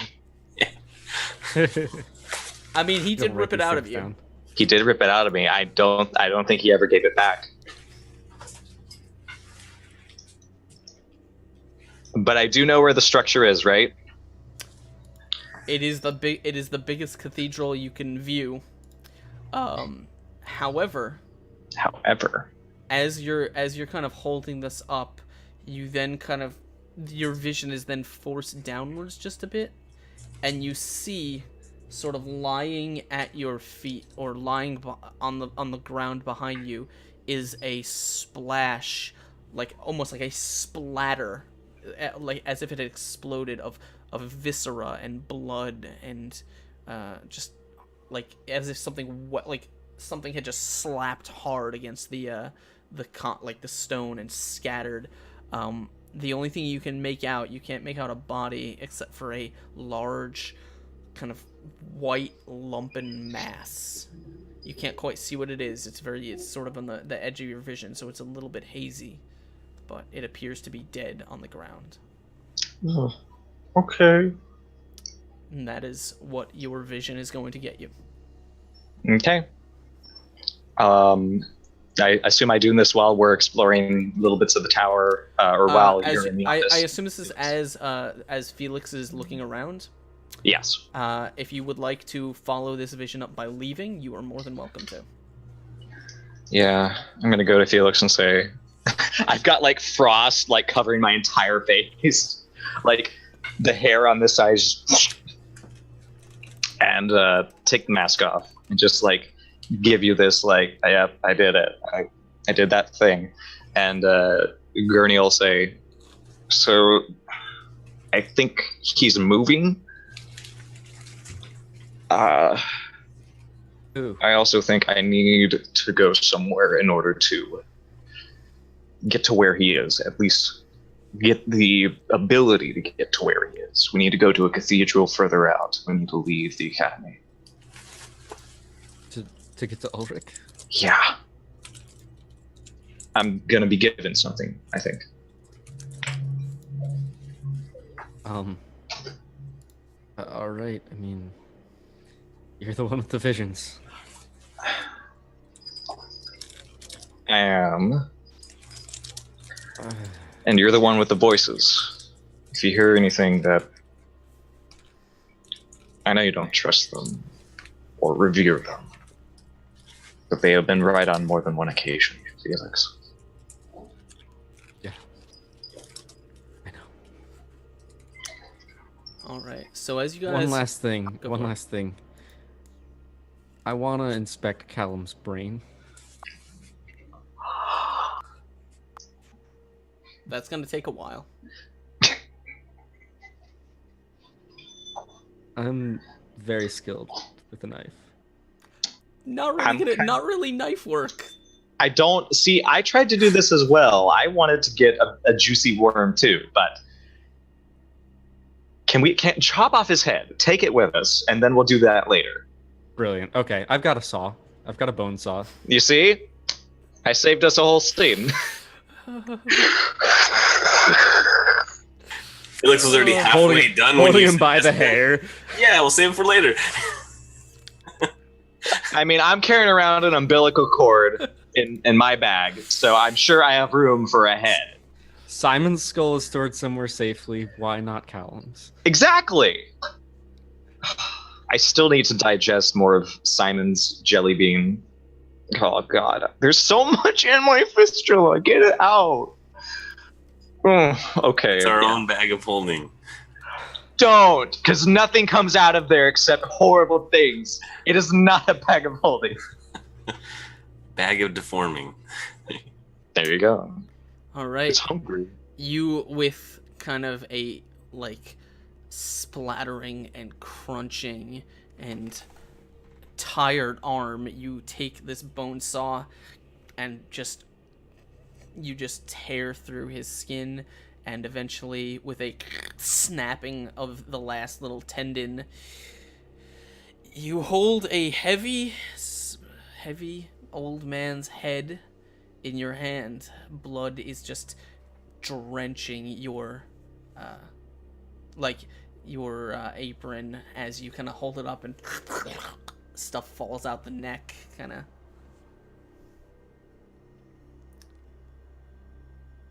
All right, ready to go.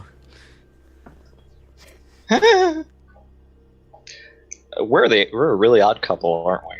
Oh, by the way, I should point this out. Gurney, because of your ritual, you will have acquired 1 madness point.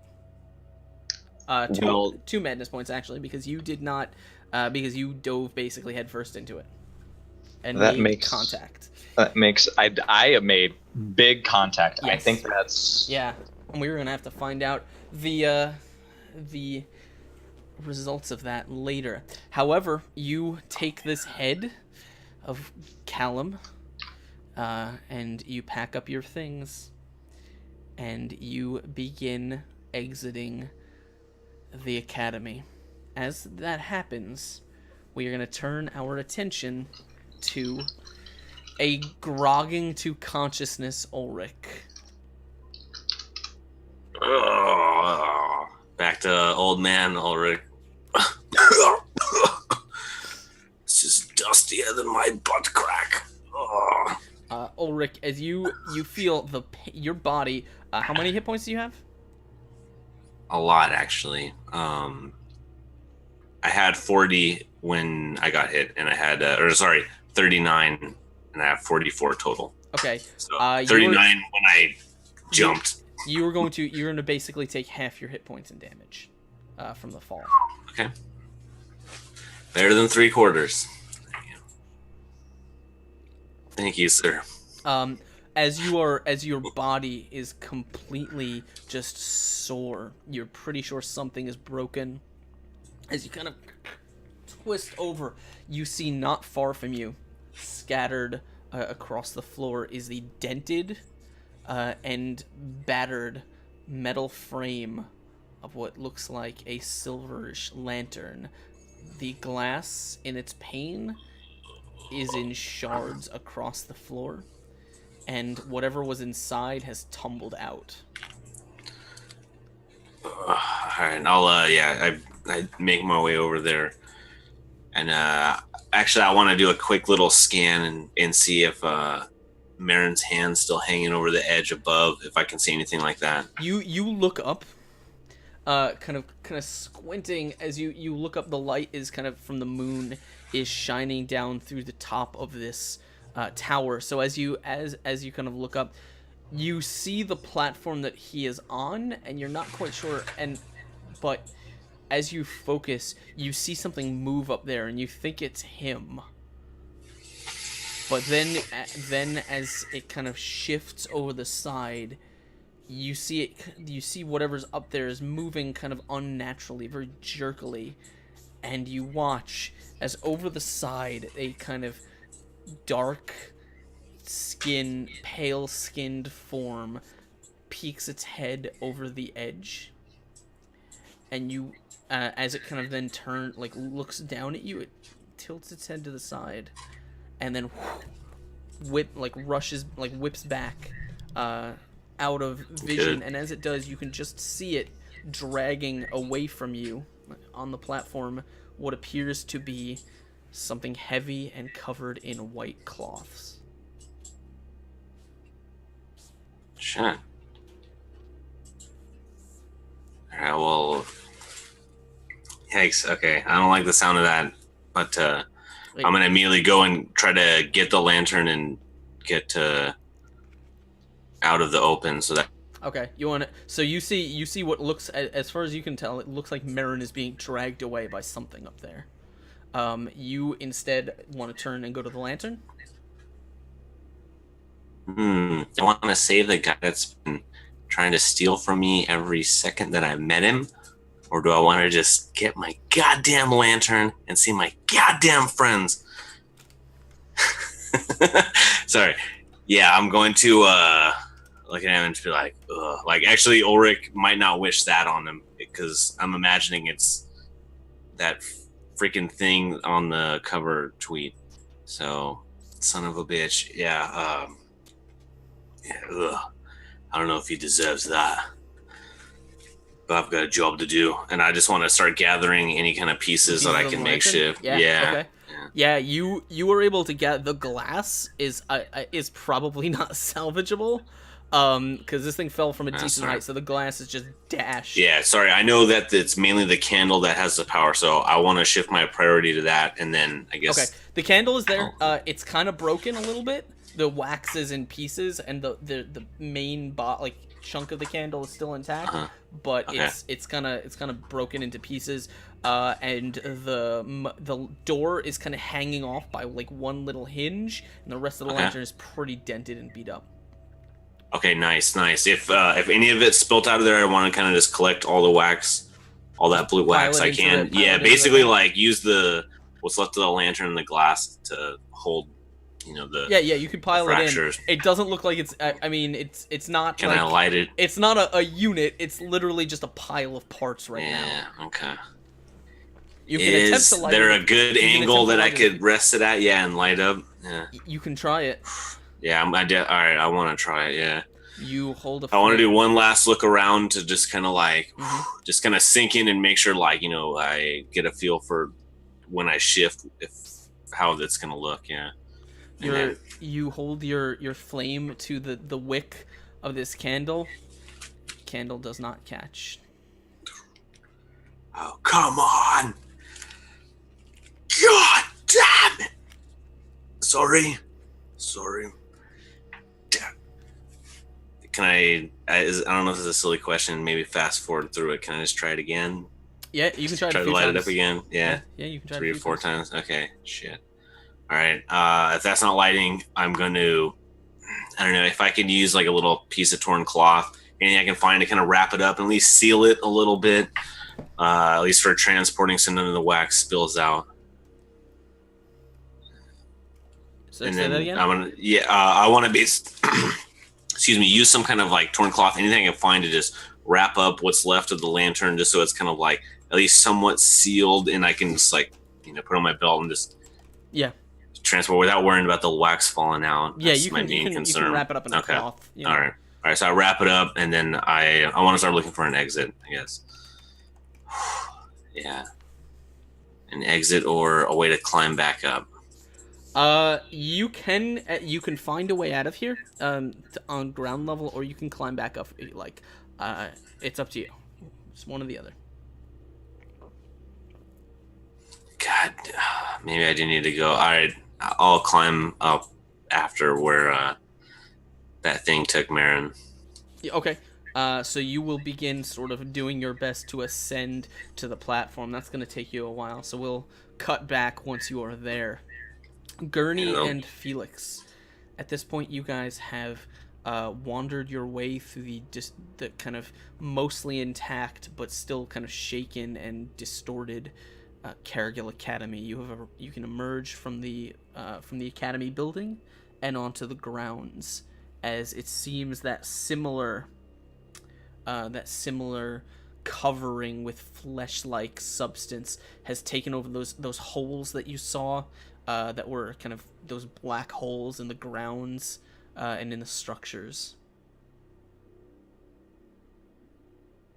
Where do you want to go? Going to follow my happy vision and move towards the cathedral structure. We're heading out. Okay, you're basically in the academy, which means you're gonna have to go through Central Palemore and over the bridge to get there. Yep. We do so. Okay. Because if he hasn't come back by now, then we have to go find a way to either bring him here or get over to him. And the only way I know how is blah, blah, blah. Does the tower we're heading towards, does it look familiar? You mean, does the cathedral that you're making your way towards? Yeah. Yeah, I tell him we're going to Central Palemore. You mean Cathedral Ward?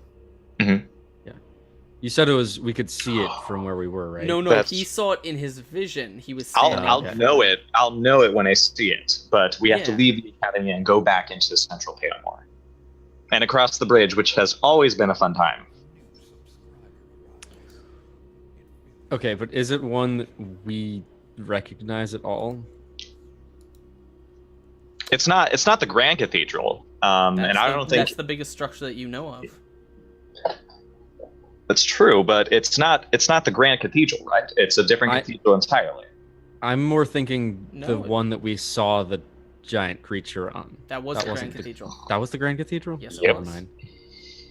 All right, well, I'm out of ideas. Let's go.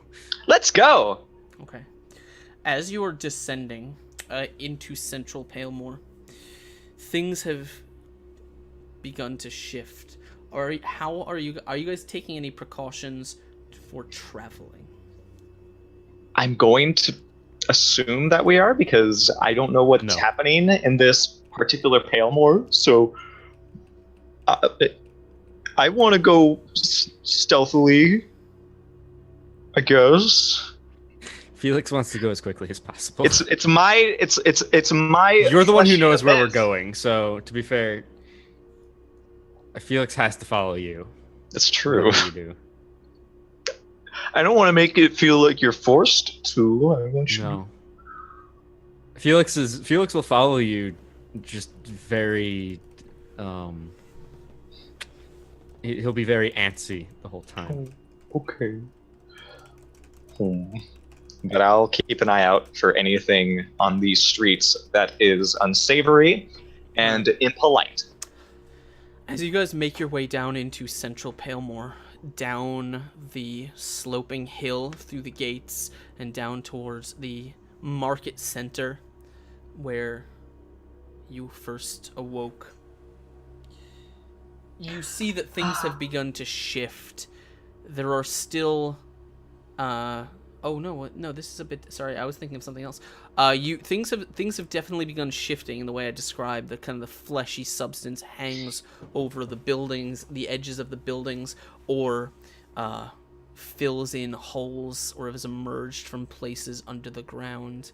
Yet, nothing seems to have changed as far as the remnants go. If you remember, this place was filled with these sort of pale, sunken-faced humanoids that had no real no features. They were all just sort of imitations or echoes of people that once walked the streets, and they are still here, and you guys have to spend some time sort of dodging and drifting between shadows and between out of sight of them. However, as you were doing that, Felix, because you were trying to move the fastest, you will notice that in the darkness on basically just down through the fog from where you are, there appears to be a kind of a flickering or blinking red light.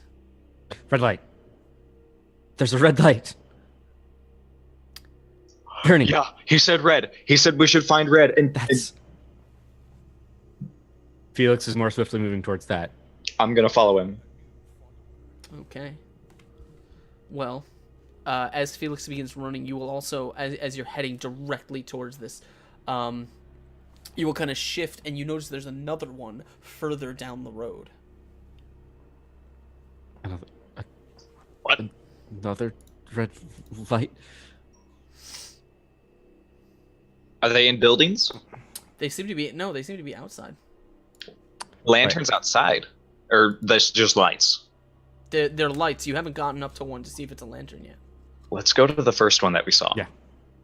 Closest one. As you kind of jog recklessly across the square here, you are coming towards it, and it does seem to be outside of a building. However, as you get closer and the kind of dense fog clarifies a little bit, you see that this kind of blinking or flickering light is not a fire. It is, in fact, emanating like a spotlight from something that seems to be slowly kind of with kind of wet steps moving along the ground. And you guys are where the runes are, correct? Let me move this guy over here. I'm gonna drop something onto the screen for you as it looks like this.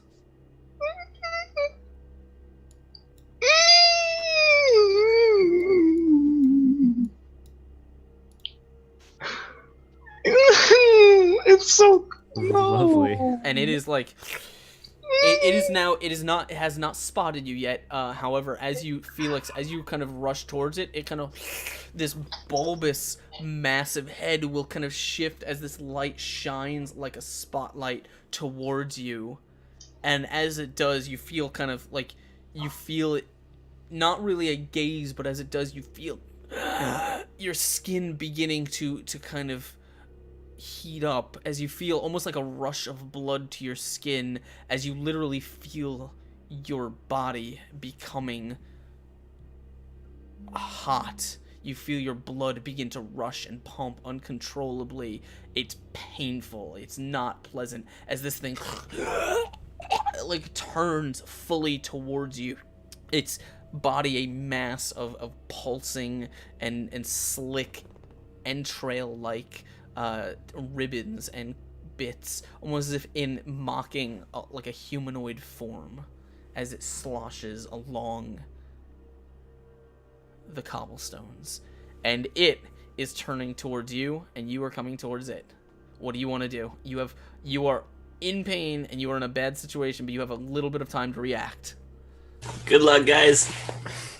I mean, if it's been long enough, Gurney should probably be fully healed by now, right? Yeah, Are we- you cast a regeneration, so Gurney should be fully healed. Are you attacking?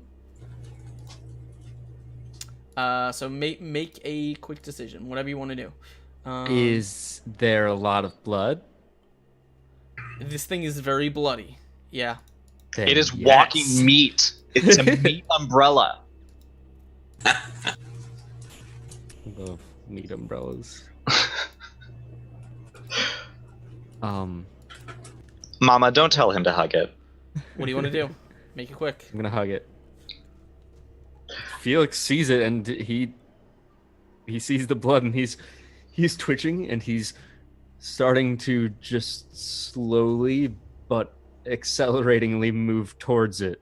Okay, you were already moving Blade in drawn. this direction, so Yeah. Right. you can start speed. You can Yeah. can rush if you'd like. Yeah. All right, cool. Oh, You are boy.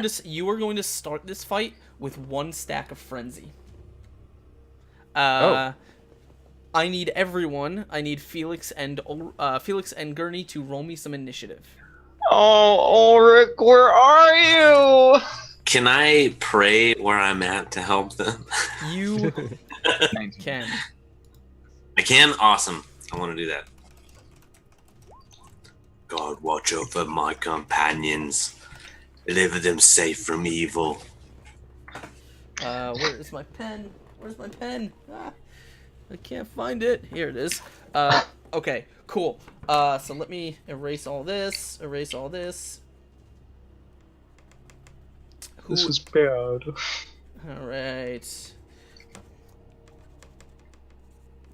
Fucking dry erase board that doesn't dry erase. All right, cool, got it. So, Felix, what'd you get? 16. 16. Gurney. 19. 19. Okay. And we are going to make a roll here for this thing. Oh.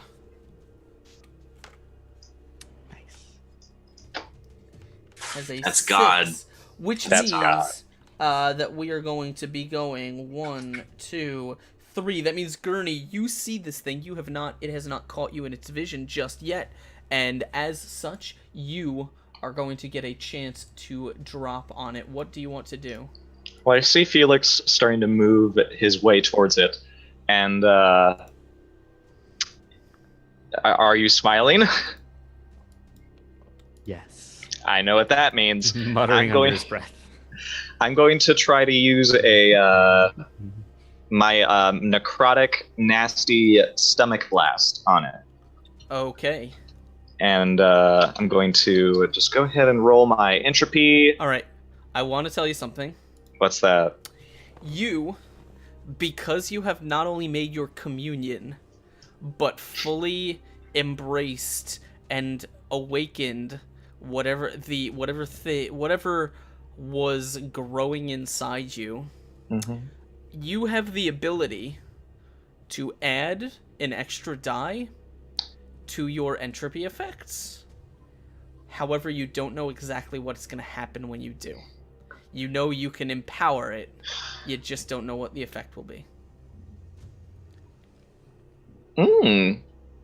That's fun. It's like my That's- arm getting longer thing. A little bit. It's just I just That's get cool. an arm, maybe. You never know. I'm going to now how big of a die? What if your die you're rolling? That means my 2d6. You get to bump up to a 3d6. Dude.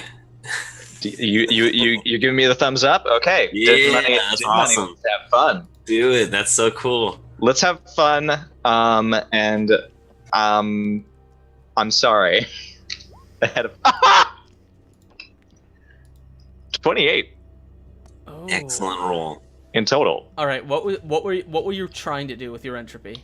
So usually, I haven't done this in a while because the last time Gurney's fistula wasn't working correctly ever since you ripped it out, Ulrich. So I'm just trying to summon that bubbling, noxious ray that I used to be able to do like bam, bam, bam consistently. So now I'm just trying to roil in that smoky atmosphere. And as I charge along behind Felix, I just want to try to lob it over him to impact on this thing's head, on its big umbrella. Okay. So you're throwing a smoky thing. It's more like a glob of what I hope to be like. It's gonna land on top of its head, and then it's just gonna eat its way all the way through, straight to its feet, like goes straight down, like acid rain. Yeah, except it's my stomach. Okay. As you kind of focus, you basically go to belch out this ball of necrotic acid, and as you push, rather than just a glob outside, you feel something almost shoot out of you, and you actually are watching as this fleshy tendril physically shoots out of your stomach, arcs through the air, and just right into this thing's head, like the mass of its head. So now you physically have like a literally like a long fleshy tube connecting yourself to this. Oh my god. And it's like it's taut against your stomach. Like it literally feels like it's anchored somewhere in your guts. Oh, you're not getting this thing out. I would like to pump the contents of my juicy fistula into its head. All right, you are going to begin pushing your acid through this tendril into it. It is going to, as the thing hits it, like its mass shakes, splattering and squelching on the cobblestone. Felix, you are going to arrive next, right at it. You are gonna have now. Let me just check something out here. Just make sure I have this correct. What you can tell me what you want to do. I'll get you the idea for this in a second. Felix, what do you want to do? I want to run towards it and I want to stab it a lot. Felix is muttering to himself, and he's drawn both of his scissor blades, and is just sort of. When he first saw it, he kind of stopped for a brief moment, and then, as like the glaze comes over his eyes, and then he just sort of takes a step forward, and then another, and another, and another, and another, and another, and another, and just starts slashing wildly at it as much as he can. Even though the blades are small, he's just trying to lacerate it thoroughly. Okay, yeah, go for it. Go ahead and roll your attack. Please aim low. It's right above you. Don't. 19. 19 will hit. It's not really gonna do much to it. Which weapon are you using? The claw? I'm using scissors. So Okay. I have two of them. I don't know. I'm actually not sure about dual wielding mechanics. Do I roll again for a second attack? No, not really. Say it's one attack. You kind of stab this thing in like it's one of its fleshy like arm things hanging down, and it just wrench it out. It's not a deep wound. It's not particularly. Mostly because as you go to stab this thing, what you will experience is it feels like the blood in your body is physically being heated up. You are every second, and for this turn you're gonna go because you're in its vision. You're gonna go up to 2 stacks of frenzy, because the frenzy is not physically doing any damage to you, but I am keeping track of the stacks that are on you. Okay, frenzy is different from like my. It's not the ability. Right? It's literally the tracking debuff that I am working with here. And so, yeah, you feel the blood inside you heating up, and it is uncomfortable. You're not sure if it's your own rage or something else, and it's not helping. So as you stab it, we're going to go to its turn. It is going to attempt to reach out with its 2 humanoid arms and grasp you. So it is going to make a might check to grapple you. Okay. And I roll my guard to resist. You don't resist. It's against your guard. Actually, I believe, you know what? I think it might be. Hold on. I think it's I roll to shake it off when it's my turn. Oh, yeah. It's going to make an attack and see if it can grant you the grappled bane. That's like the incapacitated. All right. So. 2. Oh. That is a 24. All right, my guard is 21. Okay, so it does manage to kind of grab one hand onto you, like the other you kind of pull out of the way from. So it's got one hand on your arm, like this, and the hand feels hard. It feels like a like dense, but it's humanoid, covered in like viscera and slime and stuff like that, as it reaches from under this hanging curtain of flesh, grasping your arm. You're not fully incapacitated, you can still move, but it does have a grasp on you, as it kind of attempts to swipe with the other one.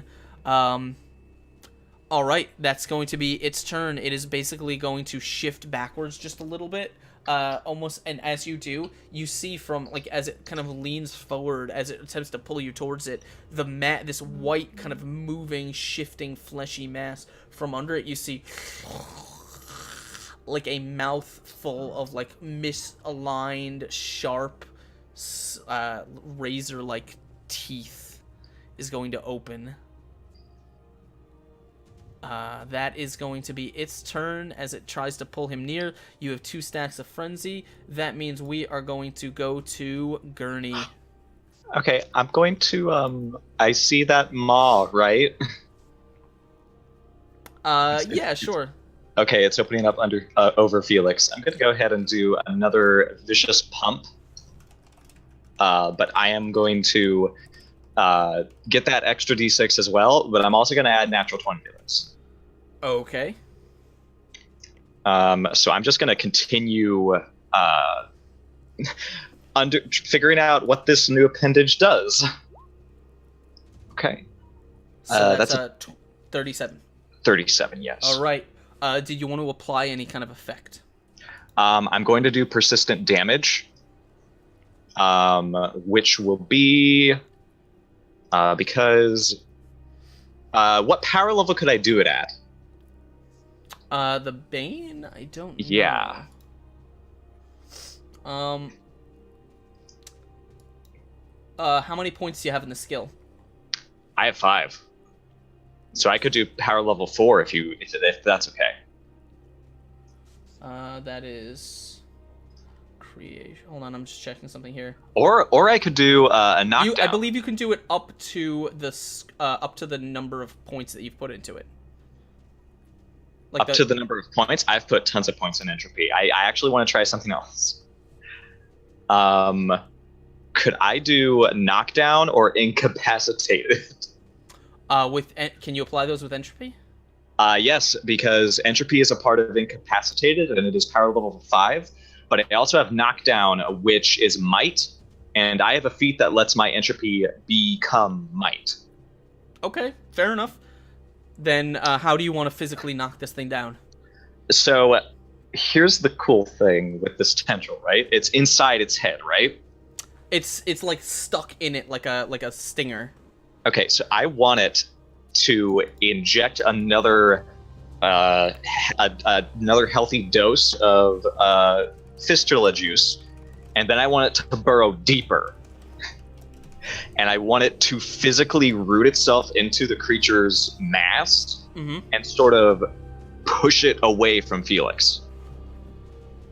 All right, so that's okay. You kind of push forward, and you physically feel like the tendril like coiling up against its like almost balling up like right against the surface of the head, and then as you shove a mass of necrosis through it, like a pressure, it's just gonna shove this thing back a little bit. The tendril itself is gonna like pop out, kind of like you see black gas leaking from the tip as it kind of flails a little bit before flopping to the ground like a fire hose. But this, but you wanted to, did you want to knock back or did you want to knock down?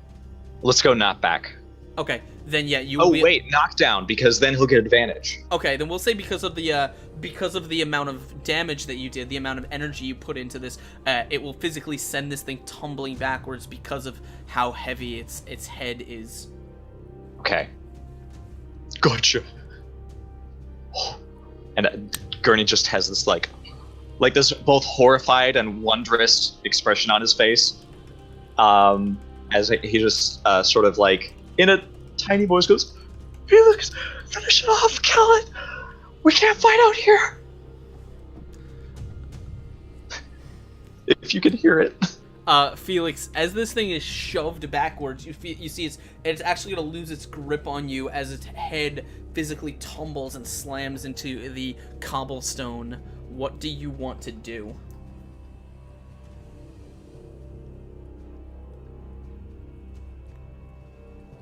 Not be muted would be good. Good first step. I'd like to say that Gurney's words would get through to Felix, but I don't think that's exactly right. Felix is gonna see this thing down on the ground and just take it as an opportunity. And he's close enough to it, and his blood is quite literally close to boiling. And the rage inside him is bubbling over. He's I know the blood. Get it out! Get it out! Get it out! And he cuts himself open. Where do you want to cut blood, yourself? The wrist. Okay. Both wrists actually. Oh God! He's got scissor in both hands. And he's going to just take the two scissors that he has, and you see them both with their strains of blood going across them, and it sort of like lashes out from them like a whip as he just goes over this creature and just tries to slice over it twice. Okay. Because reckless frenzy. Go ahead and make me a blood check. Two attack checks with your. You're using your blood ability, correct? Okay. Was that a double nat 20? That was a double nat 20. I'm sorry. Not so lucky on the second one. I wouldn't say. Hold on. That's pretty good. That's pretty good. Roll. Pick one and roll it. Sorry, I was. You were making two strikes, right? Yeah. Okay, so you have two separate strikes there. Roll the 20 again. Mm-hmm. Okay, so that's a 45, and then you get to roll a 6 again. Okay. And so a 25. A 45 and a 25. Okay, are you applying any banes here? Yeah, persistent damage. Okay. And twice if I can. Okay, 2 stacks of bleed. Make it bleed Yeah. a lot. So you kind of like, as you dig these into your arm, like, and tear down your forearms, covering the blades of these scissors in blood, they're kind of dripping, and as you kind of lash them once like whips, there's like a long whip of blood that physically forms here, and as you grip them, you kind of white knuckle the handles of these scissors even tighter. You physically kind of push, and the whips kind of like ripple with shards as if they become like barbed wire, like jagged, and just 1 and 2 you lash at this thing, carving through its flesh once, and then across with the other, as you basically open this thing up, blackish, smoking wound on its white mass and on its torso, sending splatters of viscera and blood and whatever's inside this thing across the cobblestone. What's your persistent damage, by the way? That's a good question. It's a D8. Okay, fair enough. So we will get there next turn it gets to make a save against that. Okay, cool. So I have to do some maths. Get those meows. So that's what, total of 45? Oh my god! Minus, You rolled 45? he rolled a 45, minus whatever its defense is, which is going to be, okay. You did how much damage on the first one? You did that. And then the other one was 25, so that is going to be that. So that's... Okay, cool. Got it. Felix. Oh, you are not going to take a stack of Frenzy on this turn because it, because it's... My regular, like, Reckless Frenzy is enough, right? Yeah, also you're not... Its light is not on you at the moment. Okay.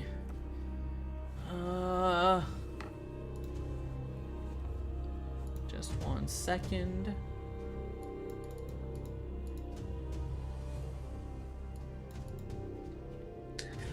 Ulrich's praying to God right now. He's like, please give my friend strength.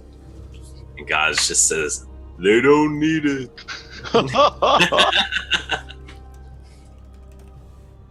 Well, thanks, buddy. Sorry, I'm just checking. It's like, all right, shit, I better get back to work then. Okay. So it is going to it is not going to pick itself up from the ground. However, Felix, are you keeping your distance? Or you're rushing towards this thing after your attacks. I'm rushing towards Okay. it. What am I gonna fucking do? Let the blood rain over me. You see it kind of lift these tendril-like hands, and as it kind of lets out a piercing screech, they're gonna come down and slap the ground. And as they do, there's literally like a spray of blood and mist in the air that you are going to rush right through. I need you to make me a resolve saving throw. Okay.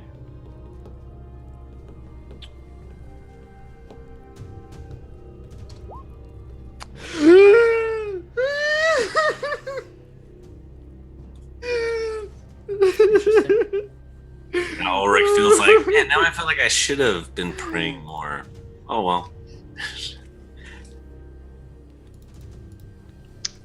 Oh. What goes around comes around. You guys are rolling hot. We all were. Somebody had to He's take the fall. literally rolling hot.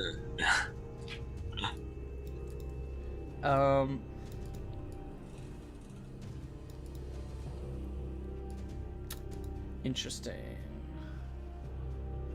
Okay.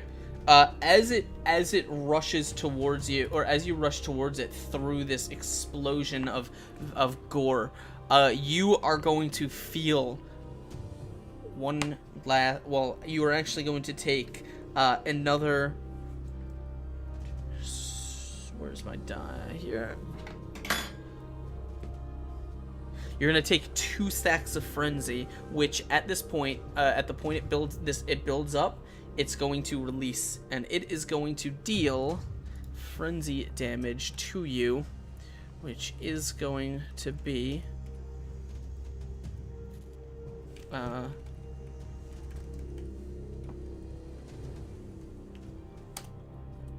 you are going to take an immediate 13 frenzy damage.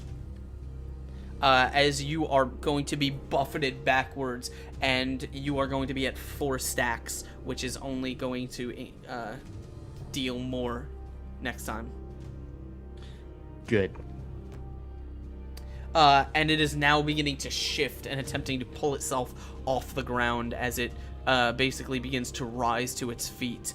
Gurney, you see this blood-bathed Felix, and he is just like, you see him kind of stumble and stagger, one hand on the ground. What do you want to do? You said that my entropic stuff now had different abilities. You had the ability to concentrate and basically force whatever was inside you to do more, like outwards. how that manifests, you're still kind of working out. Would I be able to use the restoration boon on Felix? I don't think entropy can't do that. No, but I heard you say creation at one point, so I'm hoping. Because otherwise, I can't help you, Felix. I mean, I could maybe heal you, but I don't like the way this new limb operates if that's how I'm going to heal you.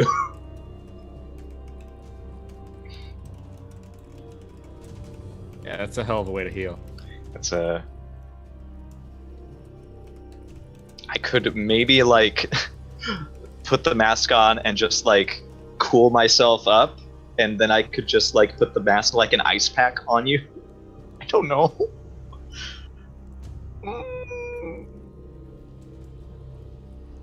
All right, so what do you want to do? You can also if be I- healing with like logic and learning and stuff. Yeah, but I can't remove your frenzy bane. I'm going to attack it again. Okay.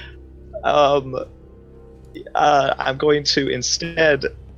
I'm just going to use another natural 20. I gotta kill this thing before it kills Felix, because we only have Ulrich here. This is a bad idea. I'll use a natural 20 for this. I'll get that entropy d6 as well for whatever the heck this new bond I have with my fistula is. A total of 47. 47 Nice. against the creature. Heck yeah! Yeah. What kind of Nice. attack do you want to do? Are you doing? Well, I know that the little tendril stinger is able to sort of like shoot smoke, so I kind of want it to sort of like hold itself over it, and then I want it to turn into like you said, a fire hose. I just want to spray like a concentrated. Is it meant to block its line of sight, or is it meant to burn it? It's meant to just incinerate it in a necrotic smoke. Fair Like I enough. want it to become a high pressure hose. Gotcha. Like have you seen the like really high pressure hoses that like can cut through your shoes? I want this to cut through this thing's like whole torso. What's the total total roll? 47. As you kind of seeing Felix kind of being engulfed by blood. You take a deep, panicked breath, and as you do, you basically almost claw at your stomach, forcing whatever you can push up through your gut, out, and with a gasping breath, as your lungs almost are, the air is forced out of your lungs. This mass of black smoke is forced up through this tendril, and as it whips up through the air over the creature, it begins just billowing this dense sludge-like fog that rushes down and fills the area. Felix, you almost kind of like cover yourself and roll out of the way onto, like, as you're on the ground, and you just hear the sizzling and you smell the horrid rotting of this thing that you can't even see. It's shrieking, high-pitched screech coming from the dense black cloud, and as the smoke finishes billowing down and settling out and dispersing along the cobblestones, you see eventually this kind of this being, this head, bulbous, is just sort of lying backwards on the street in a pile of its own entrail-like body, scattered on the pavement, burnt, charred, and rotted. I'm going to try to like reel in my new appendage, and Gurney is going to call out to Felix. Felix, are you okay?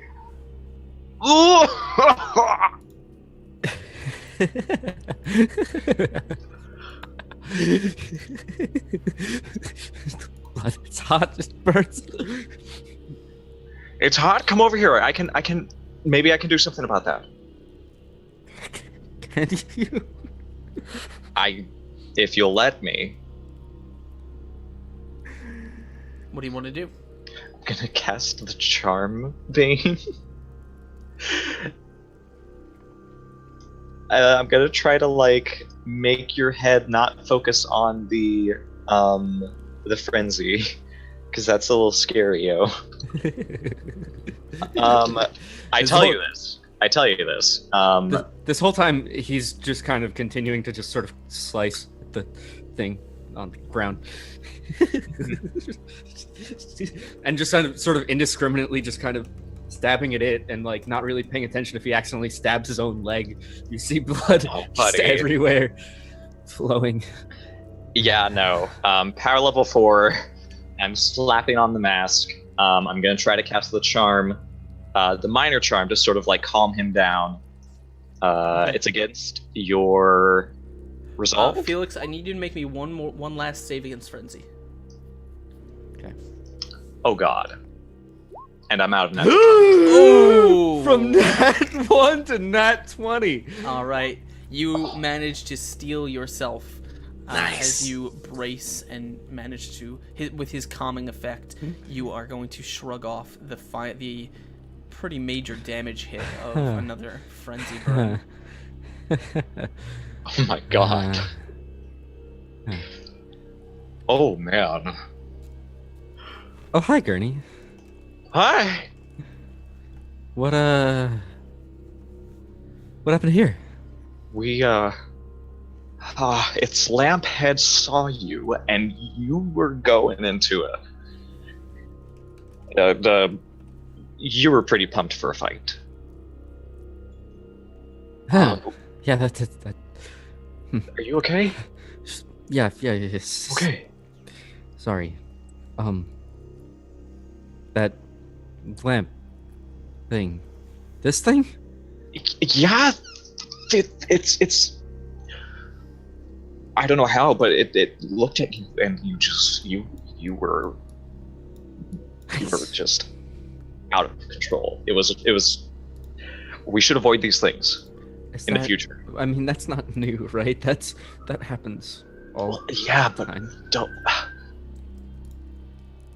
we don't know how this new Palemore works, or rather, my Palemore, I guess.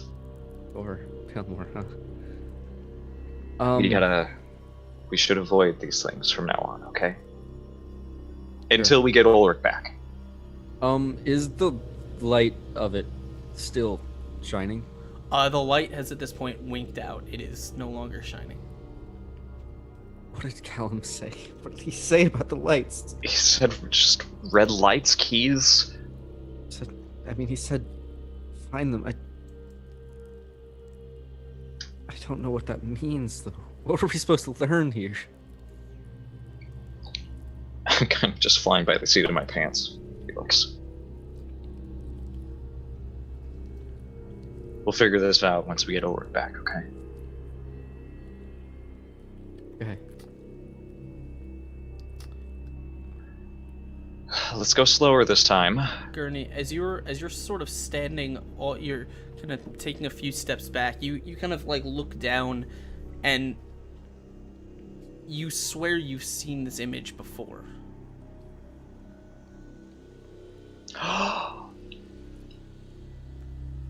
Have I? Of this, the sort of blood scattered on the stone floor, sort of white mass sitting atop it.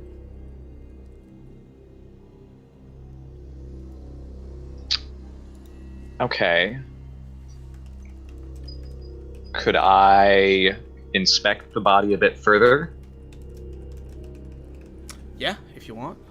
Okay. How should I roll? much further? Pretty deep. What I think, I want to try to get that light, or whatever was causing that lens to go, I guess. That appears to be some sort of large eye-like structure on its face.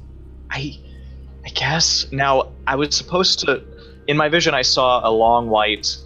not white, just a long hand come down from that cathedral, and it handed me, like, another pill bucket. Does this look like that a mass that I saw nearby? What do you mean? Sorry, say that again? I've seen this I've seen this like vision before, right? In a sense. Yeah, you Was- saw this vision just recently. Okay. But I'm not at the cathedral. No. Do I take it with me? I'm not sure. It's just familiar, right? Do I? Well, I you don't are feel. almost positive that whatever you're looking at down on the cobblestones now was in your vision. Not necessarily in this spot, but the thing was in your vision. It's curious.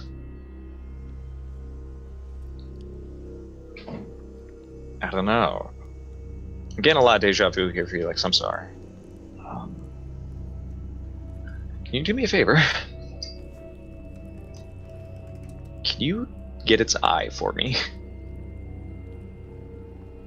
It's I? Is there just one? Sure. I think so, yeah. Oh man, my bag's gonna get really juicy after this. You want to carve out the large lens-like eye? Yes. Yeah, let's do that. The eye sits basically square in the center of where a face might be, and literally right below it is kind of like the hanging open, like a mouth-like structure that it had. And as you kind of basically destroy the entire front, like basic. Let me draw it on here. The eye is essentially right here, and the mouth kind of down here, and so like everything here is basically destroyed when you're carving the eye out. The jaw, like you feel it's like physically like rips the jaw off to kind of pull this structure out to get at it. And as you're kind of this like opening, you like basically the entire like here and here is open on one of these creatures. It's made of like, it's not like any anatomy that you recognize. It's just lumpen masses of strange like flesh. It looks like actually these sort of bundles of dense whitish pale kind of whatever stuck together with a lot of little organy bits inside. However, as you're kind of tearing through the face, you see something where its neck might be, where this sort of mass is attached to the body-like structure under it. I'll cut that out too. As you kind of dig your hand and you squishy, this fleshy, and then you kind of feel something as you're reaching around in there. Something hard.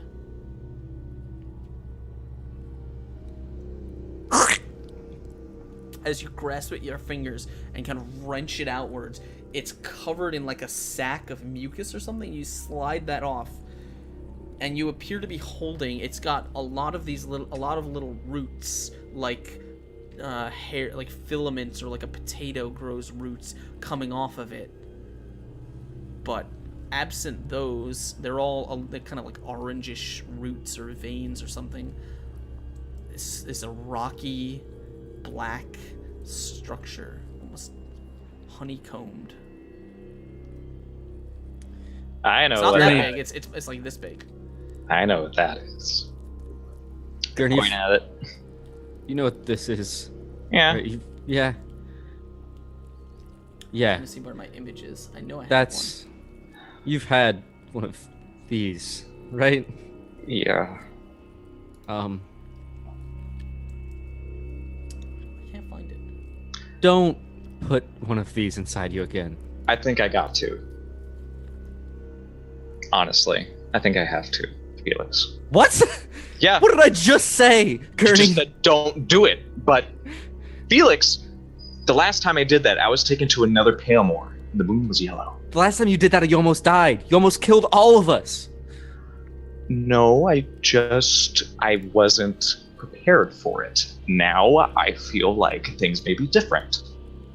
If you could not tell by this thing. Am You I think able that makes it better? Do you think that means you have more control over what happens to you?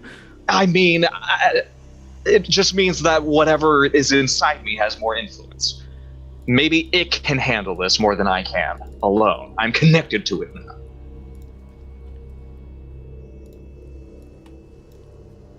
And what did Callum say? He said go for the red or get the red, and the keys, it's something like that. This might be me making random connections, but I'm just saying, man. It's messed up. But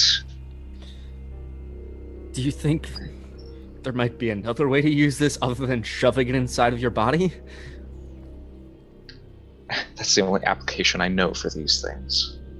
That's what my fistula does. Again, you did literally use your clairvoyance. I saw this.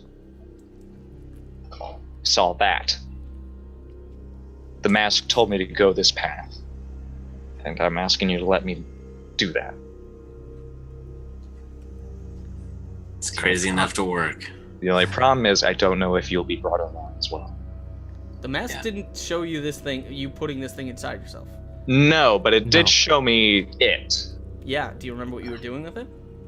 I just had it in my hands, right? You were doing something very specific with it. Dang it, it's been very hectic. You had it in your hands and you were raising it up. I just raised it up to the cathedral? A new follower. That was what you Try saw. Give me this. You're not gonna put it inside you, are you? Not yet. Fine. Okay, thank you. And I'm going to, This. feeling very foolish, I'm gonna raise this up to the moon. You lift this thing up into the air towards the brown the brown kind of like strangely rotten moon. You just hold it up. Nothing happens.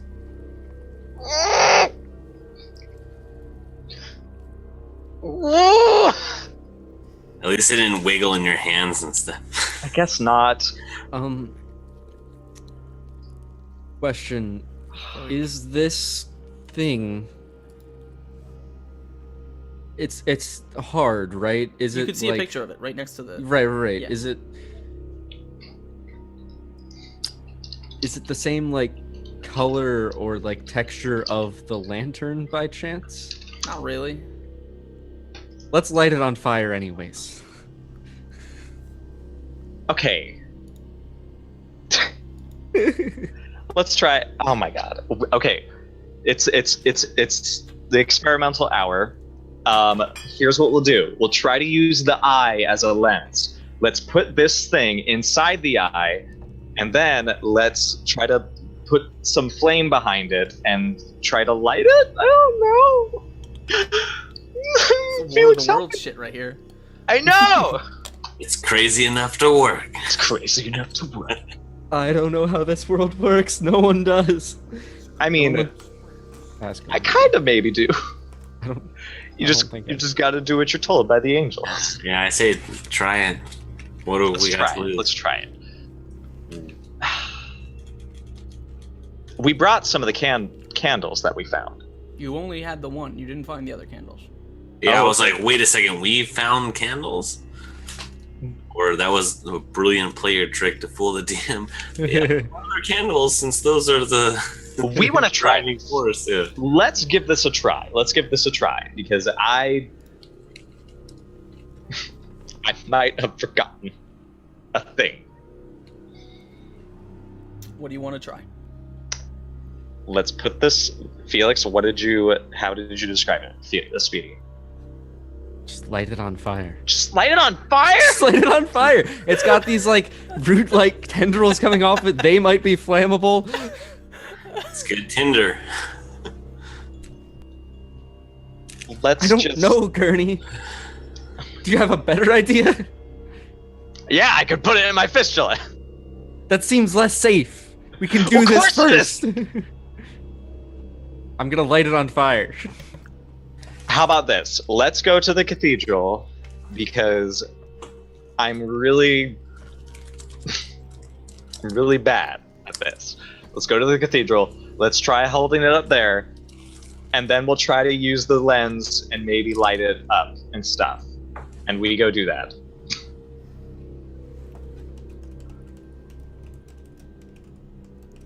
I feel like I have the answer, but because it's been a very traumatic session, I don't know the answer. Alright, so what do you want to do? Let's go to the cathedral, and we're gonna sneak there. Okay. We're gonna avoid fights. We're not gonna fight anything else. Okay. You do your best to stick to the narrows, the shadows, the underground passageways, dipping below bridges, climbing on the roofs of buildings, doing everything you can to stay out of the sight of not just the husks, but these strange, pale-headed females, with the large kind of mass, like tendril-like heads. These strange knight-like people dragging big, heavy iron weapons across the cobblestone. Other things that lurk in the dream. And eventually as you cross the grand bridge, the statuary begins to take over. Tons and tons of statues, arms outstretched, carved, draped in their cloth. As you make your way this way and that way, flitting between buildings, across the large open square with the fountain in the center that you've traversed many times before in the shadow of the grand cathedral, as you see this dark brownish red moon shining large in the sky, looming just beyond the spire of the cathedral down on the square. And as you stand before it, what do you do? I hold it up! You take this strange stone. You I hold it up to the moon! I hold it up too. I'm helping. Yeah, Shaman, yeah. Ulrich, with us! Ulrich's just gonna hold his hands up in prayer instinctively at the same time in the same gesture. In the same, yeah. You lift this stone up in your hands as you close your eyes and kind of almost turn your head away. As your hands raise up, you feel this, as it lifts off the ground, you feel the stone get heavier and heavier and heavier as it appears to sort of pull itself downwards. But you continue, and once you're holding it as high as you can, Felix, you're kind of looking up over his shoulder. There is silence for a moment. And then another. And then another. Until finally, a large 7-fingered hand reaches around the cathedral spire, grasping it. And a long limb with it. And then another grasps the edge of the roof. And then a leg from the side. More long, thin hands. And as they reach around, you guys are going to see the large, bulbous head of this thing. You recall its frightening form as it chased you once before, as it pulls itself around the back of the cathedral. As I find my image of it, which I can't do right now. Why can't I do it? Oh, here it is. That's right. Yeah, it was Major Spook. It's right there. It's right here. That's the one. Giving me that good old thumbs up. As it pulls itself I was hoping it wasn't that one. God damn it. I knew it. Hold on one second. As the noise seems to raise in your head, this thing glowing with a pulsing light behind its strange cranium, and as it leans over, the head just looming the size of a building coming down towards you, coming closer, the light growing brighter and brighter. You guys can do nothing but tremble where you stand, and you watch as it stops. And then one and two of its many arms reach up over its head, high into the sky, and come down on top of you.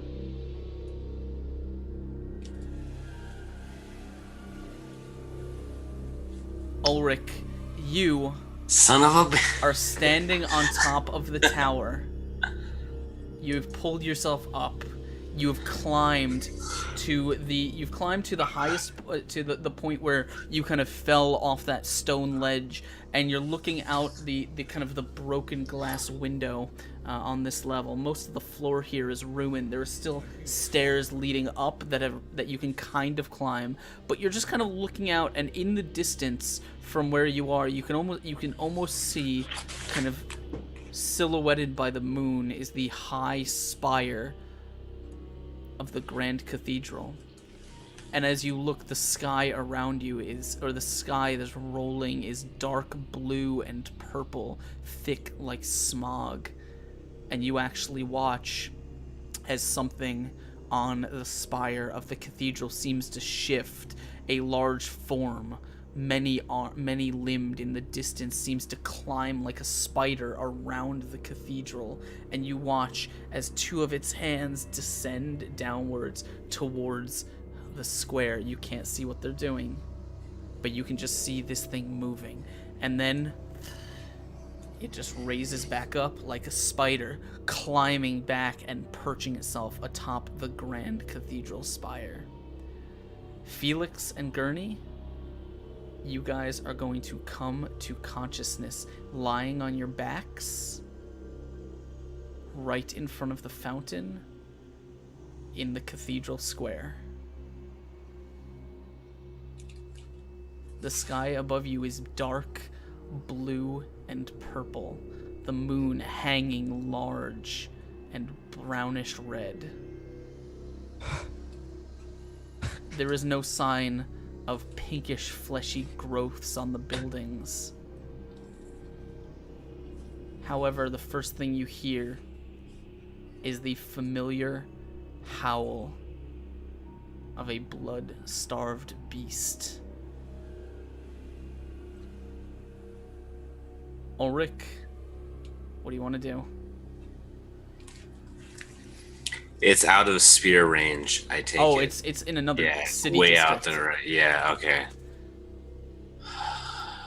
I don't know. Ulrich, he's getting just that feeling of, I don't want to go there, but yeah, I'm feeling compelled by God and justice that that horde creature is somehow tied to my future. And maybe if I go that way, I'll find my companions. So, I don't know if I can start doing some badass, what is that, footwork, kind of jumping around building stuff, people. I don't know, the parkour, yeah. If I can start doing some parkour, jumping over buildings to get towards that direction, without going to ground that young level. people thing. Yeah, whatever you kids do, jumping over my walkie canes. You want to begin you want to leave the tower and begin rushing towards the cathedral? Yeah, I don't think I have a way to signal him or anything like that, so I think my All right. Ulrich has one power and it's strength. Yeah, you're just gonna hoof it. He's gonna go. As you kind of leap out the window, clambering down sliding off the roof, and begin just running as fast as your old legs will carry you down the hill, across. Wait for me, friends. I'm coming. I will tell you this. Okay. As you begin racing towards the cathedral district, Felix and Gurney, you guys begin coming to your senses. As you begin kind of picking yourselves up off the ground.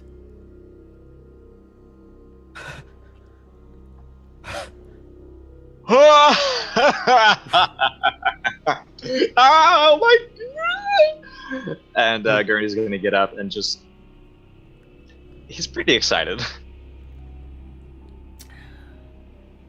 You guys are leaning on each other. You're kind of tired. You don't really know how to quantify what you've just sort of experienced or felt. But you don't really have much time to dwell on the thought, because you hear, coming from over your shoulder, a loud, deep, growling sound. And with a crunch of ceramic tile, Felix, over Gurney's shoulder, you see a silhouetted shape, one claw, and then two on the edge of a building, perched looking down over the cathedral square. You see it has the form of a wolf-like beast. However, all of its features, most of its body, are covered in these draping curtains of red, exposed flesh. But all you hear as it kind of crunches over the side of the building is that low, starved growl. And that is where we're going to end it for tonight. Let me at him! Ah! So that's not the same monster. Fuck. Oh my god. No, this is a different beast. God damn But it. we are, of course, going to have to figure out that next week, because it is midnight here, and that is going to be where we're going to end it. Oh man, let's switch the music. Thank you guys for hanging out. I want to know what you guys in chat thought of that session. Of course, thank you guys so much for hanging out with us. Thank you to my players. Thank you guys for chilling. Don't go anywhere. We are going to talk about some stuff. We're going to discuss some session stuff. And then, of course, we're going to go through some quick announcements and then find someone to pass the love onto. But let me know what you guys thought of the session. If you were watching it, if you're following along, what you guys thought, tell us in chat. We love hearing that from you guys. I, of course, I'm going to go to my players and get some thoughts and feelings from them. And we will start with the most haggard-looking one here.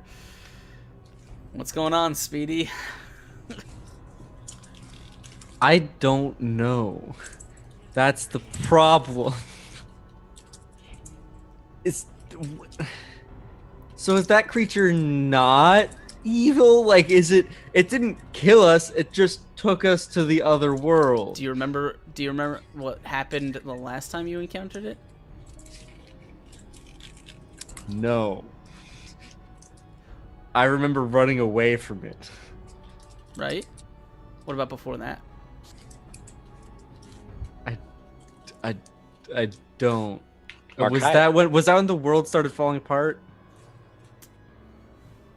Is that He said it. It was with Markaya? Markaya, one of our guest Wait, players. but we He didn't. got caught by it. We didn't see it when it was with Markaya, right? We just saw Markaya levitating up. Is it because we're mad now? We've gone crazy enough to. I don't know.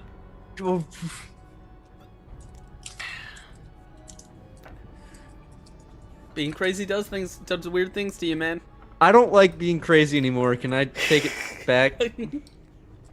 You have never actually pursued. There was only one time, but you've never actually pursued not being crazy.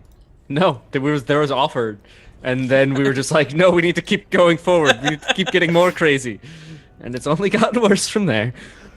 I can't take this gift from you. Thanks, I appreciate that. Oh man. Turned it into a race, however. I am so. Wait, so Markaya's probably still alive, right? Well, we saw. That's. We don't know. All right. See, Cronus, come back, please. Connor, come back. Connor. God damn it. Oh Lord. Yeah. No, that was good. That was definitely one of the better cliffhangers, I think. And just a really awesome episode overall. There was so much going on there. I'm just super crazy all the time. I'm happy to be here. I'm happy to slowly be falling apart. Thank you, Daskern, for that. As for me, I'm Speedy. You may know me as Not So Speedruns on the Twitch and the Twitter, and you can find me there, not speedrunning things. I play D&D sometimes. Other times I play video games. And then this week I'll be at TwitchCon. So if you're going to TwitchCon, we should hang out or something. I can always use more friends. Also, you can catch me tomorrow night on Encounter Roleplay, where I'll be doing a one-shot as part of the thing that Will is doing for, I don't know how many hours, 12 probably. Enough. So I'll be on there from, I think, 10 p.m. to 1 a.m. Eastern time, and that should be a pretty fun time, so you should come out to that too. Yeah. Oh yeah, I was doing Outlast last night. That was also crazy. I realized there was a point during Outlast where I was like, wow, this priest really likes blood. That's a weird coincidence. I've never played it before. That was I found a few coincidences there. But yeah, it's been a lot of fun. Thank you guys. Absolutely, man. If you guys do not know Speedy, I think all you do, but if you haven't already, go drop him a follow over on his channel. Go give him some support. He does D&D, he does gaming, and he's just a decent guy. He's just a really decent. really decent. I mean, we're not going to take it too far. Not like a great guy. he's all right, but he's okay. It's not going to carry away. Team Bloodhole for life. Well, speaking of Bloodhole, why don't we talk to the other half, the guy who puts the hole in Bloodhole. I'm the one who puts the blood in the hole. Oh. How's it going, man? Well, I'm enjoying. I'm enjoying the hole that I am going down. Quite literally. I explicitly did not want to give in to whatever is happening with the part of me that comes from a greater half. But that's unfortunately how the tables have turned. How turned the tables are. And I don't know if we're going to delve any deeper than I am now. But all I want is Ulrich back. I just want... Ulrich wants to be back. He's like our...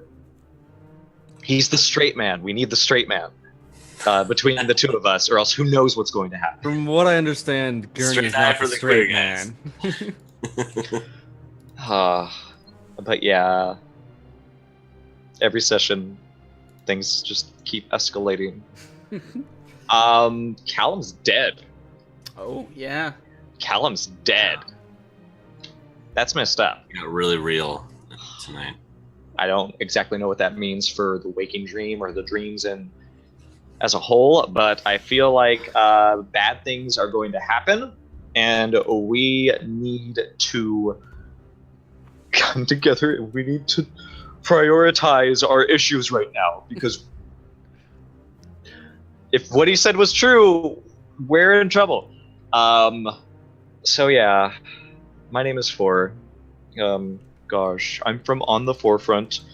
If you'd like, you can go ahead and tune in. Whenever I stream, I have schedule stuff on the channel. But tomorrow I will be starting the day off with the Festival of Colors, which is a D&D homebrew campaign all about the slatting. We also have a Mouse Guard community campaign on Tuesdays and Thursdays. If you'd like to perhaps have me as your game master and sort of teach you how to play this fantastic, much friendlier role-playing game than Writhing Moon. Sometimes. I mean, we've had some Shrike business. Man, that's a good point. If you want to just have fun role-playing mice, I'll be happy to have you join our fantastic community. We're in our second season of summer, and we are just enjoying the wonderful Eastern Marches sort of trend that has been going on. I'm hoping to do a lot more with the channel as well, get some new shows going, but we'll have to see. I hope you're there for us as we keep going on this wonderful trend that all these wonderful boys got me started on. Thank you so much, guys. And gosh, it's all me. I hope to see you guys around. Bye. Guys, if you have not already, go give Four a follow. Go show him some love. Drop by his channel for the D&D, for the mouse guard, for the bows. It's a good time. It's a really good time. And you guys should definitely show him some support. He is blowing up as a streamer, and we love him for it. So that means last, but certainly not least, we have the Din Man himself, who just froze. No, there he is. You went from like there you this go. I was like, to this. oh crap! I told you, told you guys my internet was acting weird all day. Or for earlier, totally optimistic. He's like, don't worry, it's fine, you're great. And I was like, well, no, that's out of my control. But hey, we made it through the session. I didn't disconnect. That's what counts. Wow. But I shouldn't say that because I kind of did disconnect in a party sense. And wow, I know Ulrich on the outside might seem strong and, everything's under control, but damn, like for me to get point out, it's like, yeah, any way to face the Tatterman, it'd be good, but Ulrich gets scared sometimes too. And being alone out there, this was actually one of the more scary sessions for me. It's nuts. Like I don't know. It's like I said in the Discord, like I've got 2 rules. It's like no PvP and don't separate the party. And wow, I got separated because of PvP. And Ulrich's a little scared right now. Yeah, he wants to get to you guys too. I can't believe the lantern didn't work. At least we got what remains of it. And I hope to God that you guys are in the direction that I'm running right now, because that's the only lead I've got. Oh man. Wow. Well, tell us What what if you we get up to, weren't man. there? Yeah. Whew. But yeah, I'm Din Money. I'm a artist and game developer, working really hard every other hour of the week, except for this lovely hours I get to spend on this campaign. Let me post some links in the chat. I'm making a game right now called Fall the Apprentice. And we also have, I want to do a quick shout out to my partner back there. She's been working hard this whole time. I know some people saw her moving. Jessica Art, she's super rad. Here's our links. My shout outs or announcements I have to do are anybody Ruby fans, RWBY, any fans of that, they have a Kickstarter right now. I and her, awesome people, we were able to do some cool card arts for them. Check that game out on Kickstarter, Ruby Combat Ready. Super sick. Check it out. Also have a game we're working on for Halloween coming out, Paramedium 2. Ooh, it's going to be really sick, but don't, Oh, there he goes. Oh, there he goes. don't wait around for that. Play Paramedium 1. What's the link for that? Yeah. Oh, crap. Did I No, you're glitched fine. out You're again? fine. You're fine. Whew. All right. My link's posted in the chat. Hopefully you heard some of that. I'm a guy online, and I am awesome enough and privileged enough to be here every Saturday. So happy to be here. Thanks everybody, all you guys out there watching this. Especially thanks to all you guys that give us the Nat 20s. Oh my God, I cannot tell you how cool it is being a DM and a normal player for so many years. Playing a game when you get that many Nat 20s. Wow, there's no way to describe it. It's You burn through them. Yeah, they get you out of some tough spots. Only in this campaign. We're playing a horror campaign. That's why we need those Nat 20s, and I try to use them well. Only in combat, and this is my first time playing a barbarian, and I have been loving this campaign since the beginning.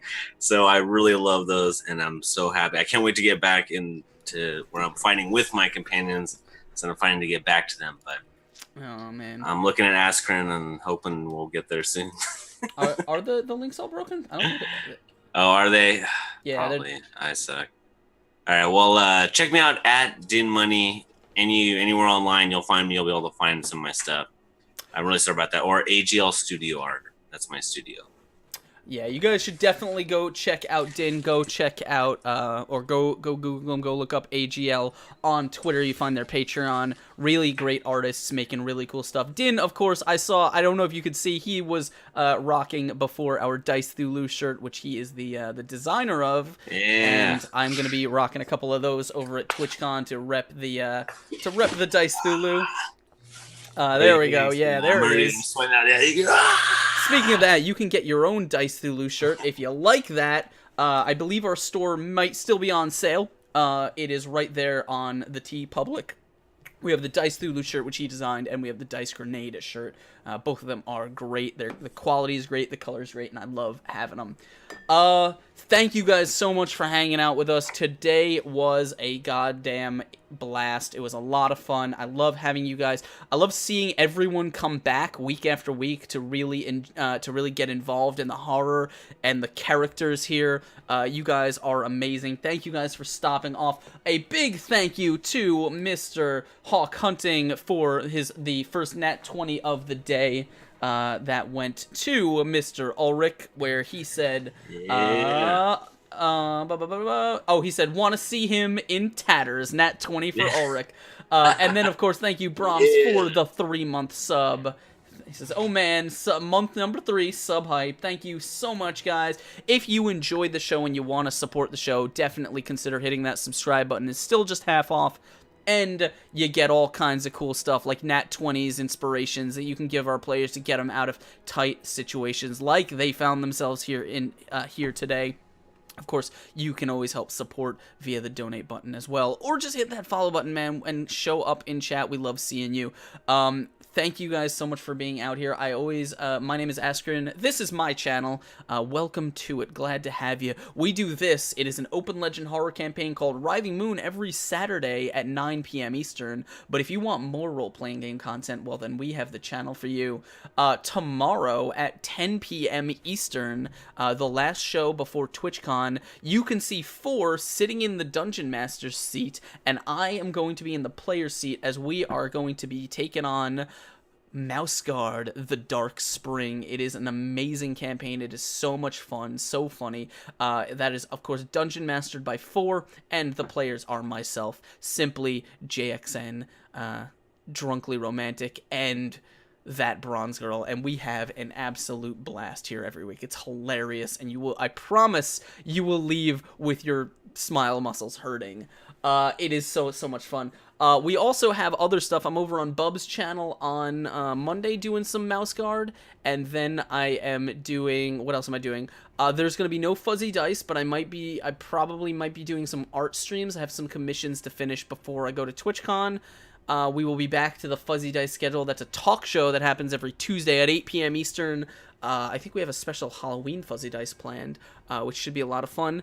And then, of course, coming immediately after TwitchCon, we have 2 new shows that are kicking off. The first one is going to be a mini-series that is taking place on Wednesday at 8 p.m.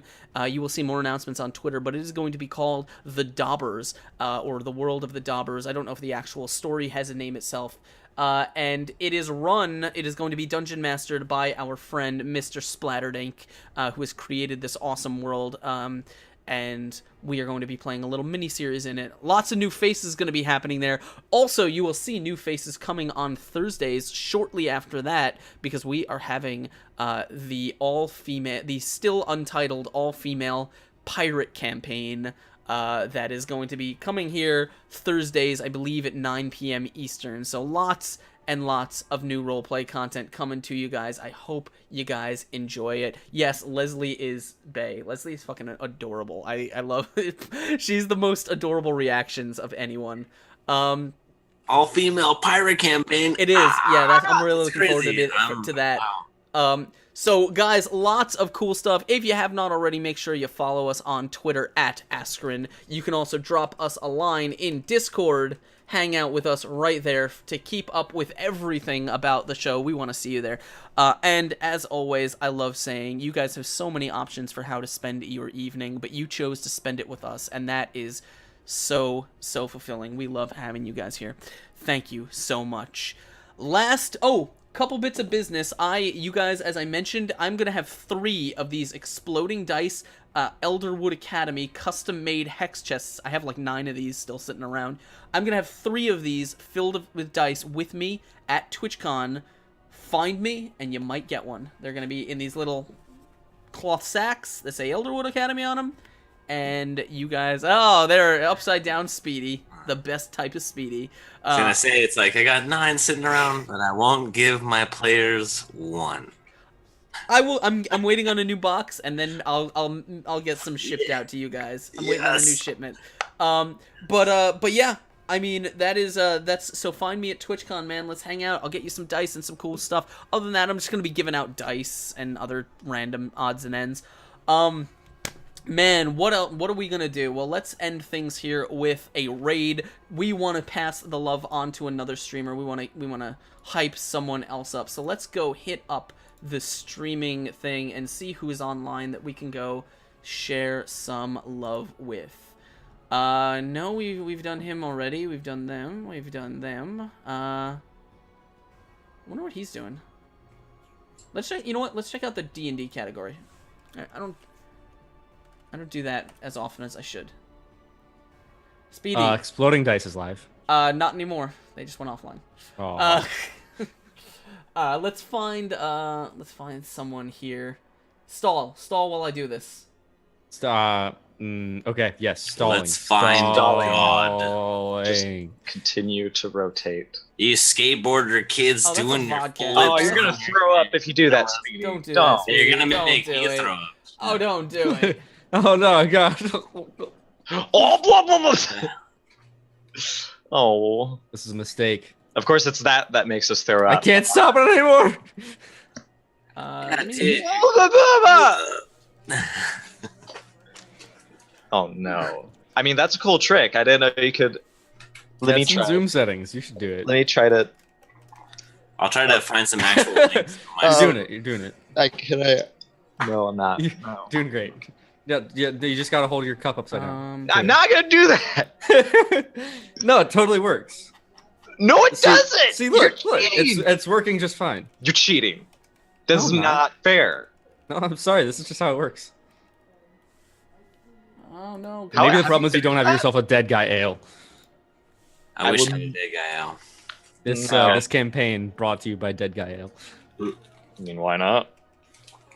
Hey, let's play Name That Monster from Monster Hunter. You name a monster, I'll pull out the figurine right now.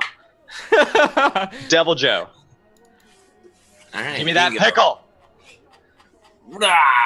Sorry. Are you kidding me? That's the crazy one. I've got him in the what is that, like berserk mode when he's got the flames, and I've got him enraged, and then I've got him regular too. I I used hate to him. use him as a mount for my players in a campaign. Oh, that's It was so awesome. cool! Right? As a red drake. I used the figurine for a red drake. Oh my god, can you imagine a Monster Hunter campaign? I kind of. Those are the ones I would run, dude. Those are the ones I used to do. That's why I collect so many. I'd use them for D&D. I'm so Sick jealous as- right now. Oh, they're so cool. Oh man. Legumbi? Sorry. Legombi. Oh, actually, yeah. Hold on. Gumby. My- I don't think my, I don't think that's in Monster Hunter. Legumbi. Legombi. I can't fucking find the person who I was looking for. So Yeah, made with fresh dead guys. Oh, belly slide. There you go. Oh, look at him. He's probably one of my favorite monsters, honestly. Yeah. Hey, Surprisingly, what's, not to say it again, but I had that as a mount too for my players. It was a mountain hare. A mountain hare. That's perfect. Yeah, right. It was cool, right?